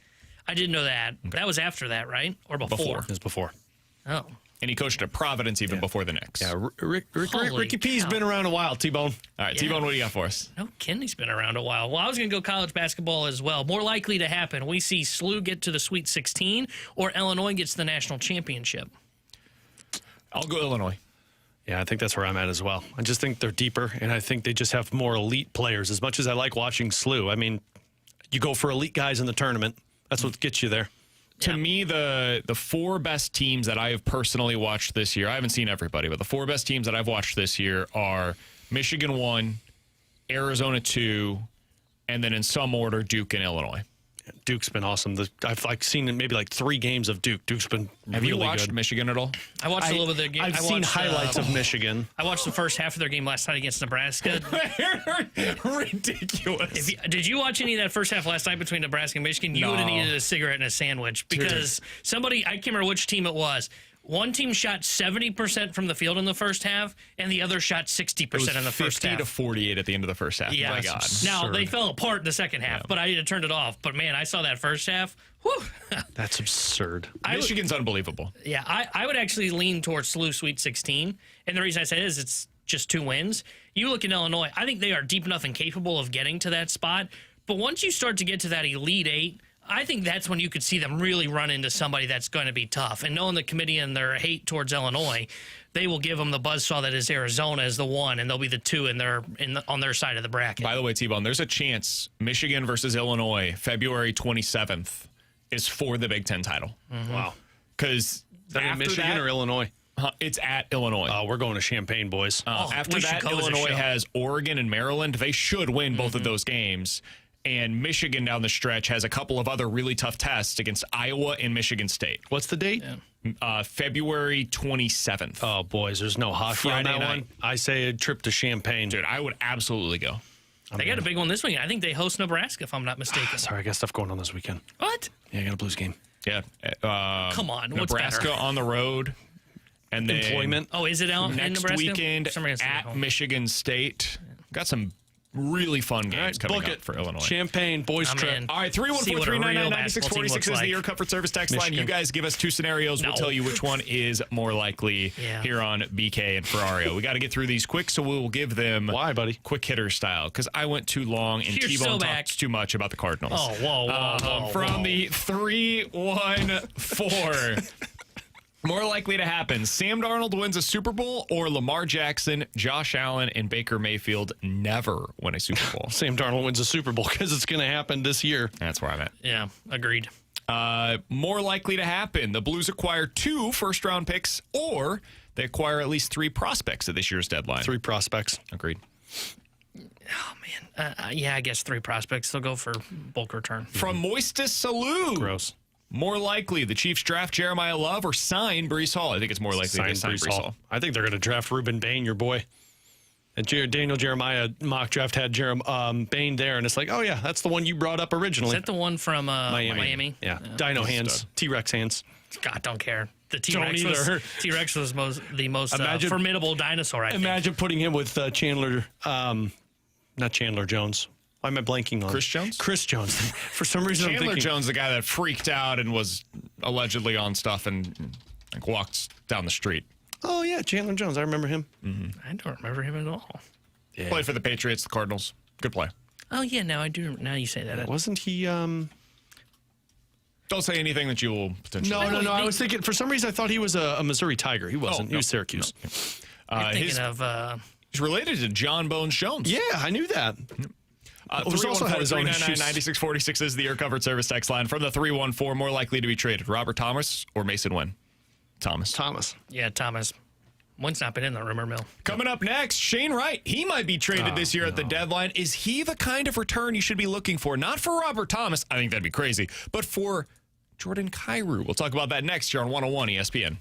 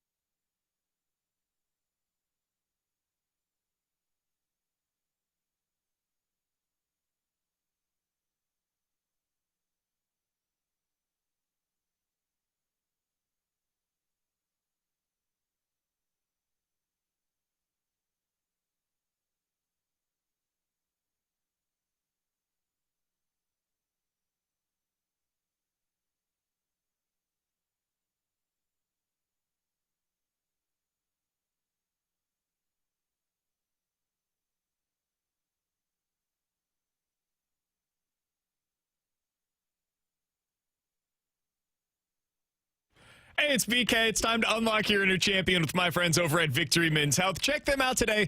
VictoryMen'sHealth.com is the place where you can go. It's an incredibly easy process to get this thing started. Go to their website, click on the top right corner of the page. It says book now. You book that first appointment. You put in your name, email, phone number. Tell them BK with 101 ESPN sent you, and then tell them what it means for you to unlock your inner champion. For me, that meant checking out where all of my micronutrient levels were. I went in, they did a blood draw for me, find out a couple of weeks later exactly where all my levels were, and they can make sure I've got exactly the right supplements for what I needed. So it's a personalized plan. They will talk you through it. That's what it means for me. It could mean something very different for you. Maybe it's erectile dysfunction. It could be weight loss goals that you're trying to meet. Low testosterone, whatever the case, check them out. VictoryMen'sHealth.com is the place where you can go. 4 great locations across the St. Louis area. It's all at Victory Men's Health and online at VictoryMen'sHealth.com.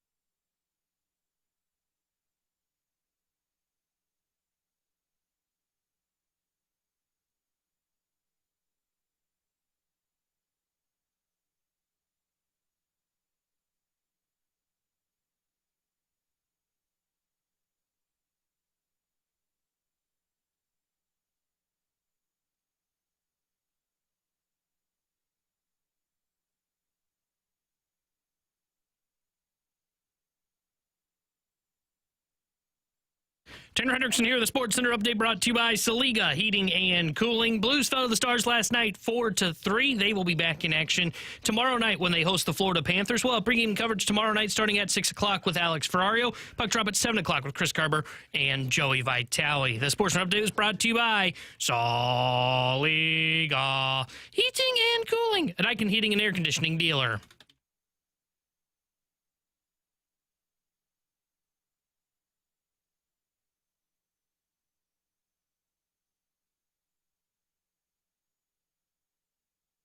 Alongside Alex and T-Bone, I'm BK. We were just talking off air. Alex was laughing at some of the trade proposals I could throw out there. We talked about Mackenzie Weegar, who's apparently in the news now. I said, hey, he's 28 years old. Blues could trade for him. He's 32. I don't think they're probably going to make that deal. 28, 4 years ago, man. Yeah. Once upon a time, it would have been interesting for them. We're no all longer 28 at some point in our lives. So over on The Athletic, Not there yet, baby. You'll get there, big boy. they put out their latest edition of the trade board. How many versions of this do you think we'll get before the deadline? We're at The trade 5.0 board? now. Oh, yeah. 10. How This about is 10? like, now that's what I call music volume 85. Will You're just it be going to keep getting it. updated during the Olympics? Yeah. When there are no Oh, hockey yeah. games being Absolutely. played Oh, yeah, in the because all NHL. the executives are going to be in the area in Milan, right? Well, So- but that's not true. They're not allowed to talk to each other. Yeah, wink, wink. Number It's like they 4 don't on talk this to list free agents beforehand. is Shane Wright.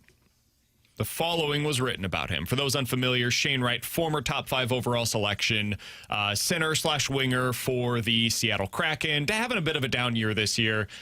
Chris Johnston wrote the following. Rival scouts started hearing Wright's name in the rumor mill during World Juniors earlier this month. The 2022 number 4 overall selection is still in a bit of a development phase, but he has seen his offensive production dip from last season's 19-goal, 44-point campaign. Wright profiles as an intriguing two-way center and will likely be moved in a deal that sees a player with similar upside going back to Seattle. The Kraken like their organizational depth down the middle and are looking for a game-breaking winger. Well, the Blues might have just the player for the Kraken. No. Jordan Kyrou No. has been in the rumor mill for quite some time. He is 21 on this trade board. I would definitely consider him to be a potential game-breaking winger. Oh, yeah, that's what I wasn't saying no to that. I was saying no to the trade that you're going to propose to me. Do you think, and I don't know if maybe the Kraken would have to include more here. I truly have no idea how the rest of the league values Jordan Kyrou. I don't know. Shane Wright's a former top 5 pick. He had a really good year last year, especially for his age at 21 years old. Is this the kind of deal you're looking for Kyrou? I don't think so, because to me, you're trading something that you're struggling with for something that you already have, and that's a best-case scenario second-line center. Like, I think Dalibor Dvorsky could be Shane Wright. So in this scenario that you're painting, my imagination is if I'm trading Kyrou for Wright, that means I'm probably trading Robert Thomas. And I don't think Wright or Dvorsky, whatever the off-ice stuff with Robert Thomas may be, if you're frustrated with his body language or the inconsistency, the ceiling of Robert Thomas is night and day different than the ceiling of Shane Wright and Dalibor Dvorsky, in my opinion. I have jockeyed back and forth with Shane Wright, and does it make sense for the Blues to go after? I keep falling back to he's what you already have. He's Dalibor Dvorsky. And you can find a third-line center for cheap. Pius Suter, Nick Bukestad. You've got fourth-line centers in your system in Kaskamaki and Dylan Peterson. Unless I'm getting a difference maker, which there's a chance Shane Wright has just been misused by Seattle. I think there's a real scenario with that. I don't think he's a top-line player. So if I'm trading Kyrou, I'm looking for something that I don't have. And that's either a top-line wing, a top-line center, a top-pair defenseman. And I know the retort to that is, yeah, but you're not going to get that for Kyrou. I'm not going to get that now for Kyrou. But can I get a future that for Kyrou? Because that's where I'd be looking at if I'm trading Jordan Kyrou.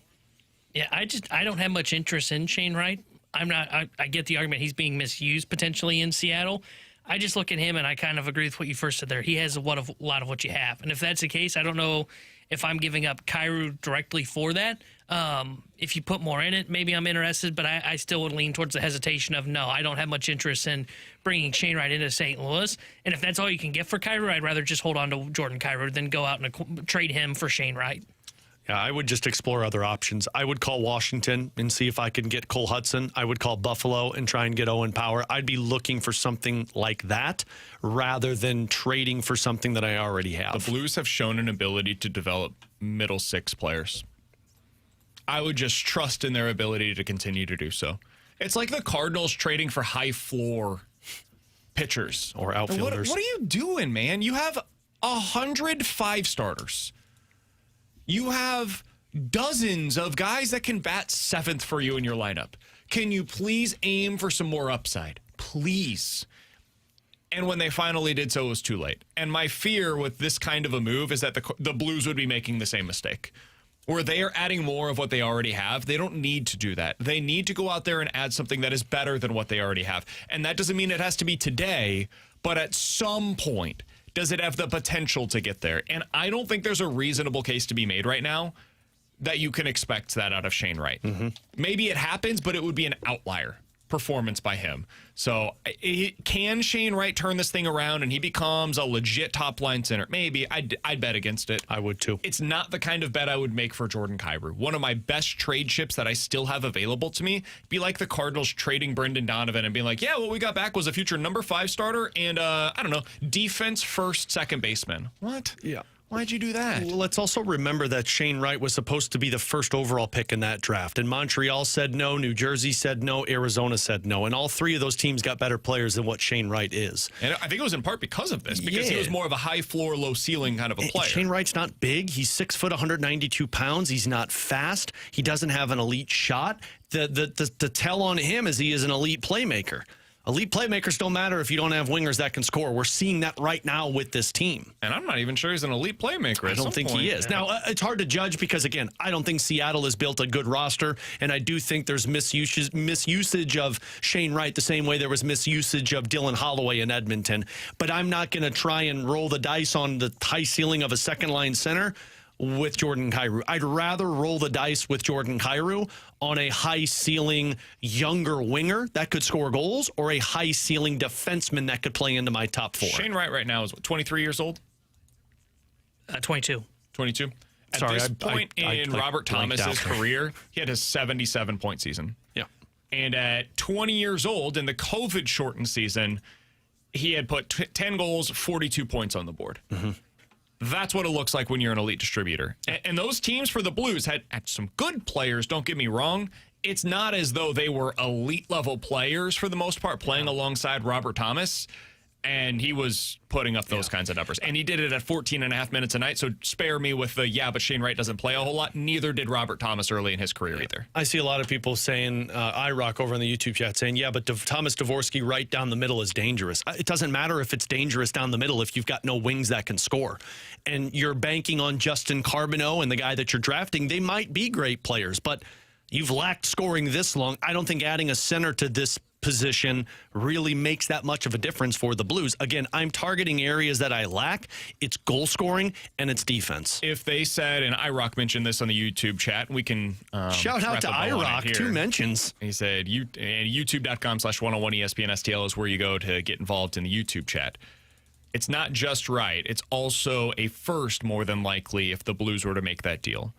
How much would Seattle have to add into this deal for you to realistically be interested? Or is it just hey, if that guy's the headliner, I'm not really interested in that deal? I think it's more if that guy's the headliner of the deal, I'm not interested in it. They'd have to add a first-round pick and then a high-level prospect for me to consider. So realistically speaking, they wouldn't do that. Yeah. No. So there's no reason a deal to be made with Shane Wright. Yeah, I think Shane Wright is the player that is going to... I think Shane Wright gets traded for Alexis Lafreniere from the New York Rangers. And maybe a first coming back. The other way. That's the deal I think that gets traded. Honestly, that one just might be a straight-up trade because it's a former first overall pick versus a former fourth overall pick. The Rangers are in a longer situation, and they lack everything. I don't think the Blues lack depth down the middle. I think Thomas and Dvorsky is a really good 1-2 punch, and you've got guys that can be third and fourth line centers. Coming up next, the Rewind here on 101 ESPN.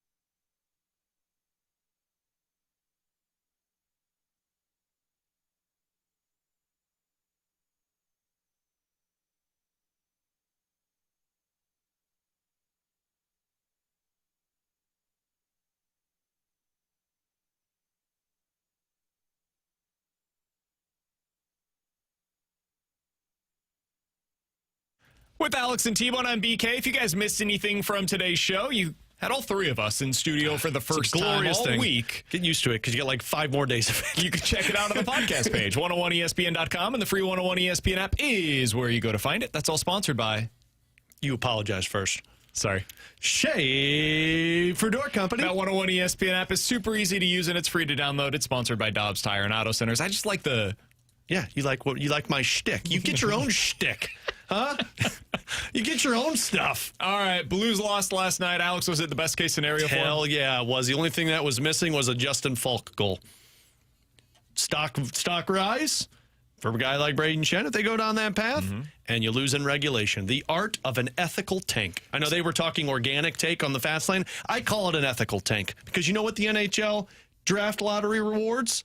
Ethical tanks. That's what I've always heard. First overall pick. T-Bone Slew won last night. We were both locked in on this game because it was highly entertaining. They were down by 10. First time all year that has happened for Slew. Had to come back, hit the 3 as the first half expired, and then came back, and they were great in the second half. Big shot by Robbie down the stretch. What did you learn about Slew last night? Home victory against George Washington. Yeah, I like the grit that they had to come back in that game because the offensive game plan didn't work early on. Josh Church said that at halftime. They also were more, George Washington was more physical than them in the first half, and they were able to make the adjustments. And I think you brought up some of your concerns with what their offense looks like against the better teams on their schedule.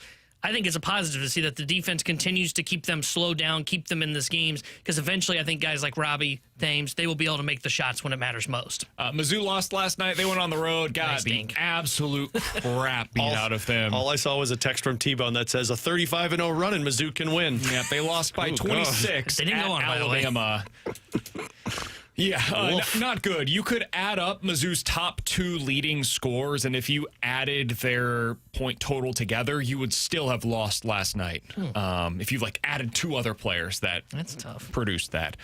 It's not going well. T.O. Barrett was their leading scorer last night. It speaks to the issues of this team right now that T.O. Barrett is even playing.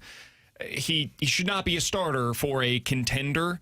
Unfortunately, I don't know what the Monstars came and took away all of Anthony Robinson's skills, and now he's terrible. He airballed a free throw last night. It is going horribly awry for the Missouri Tigers. They're still somehow alive for an NCAA tournament bid. It's a unlikely scenario at this point in time, though. Some of the odds have them at like a 10% chance to get in.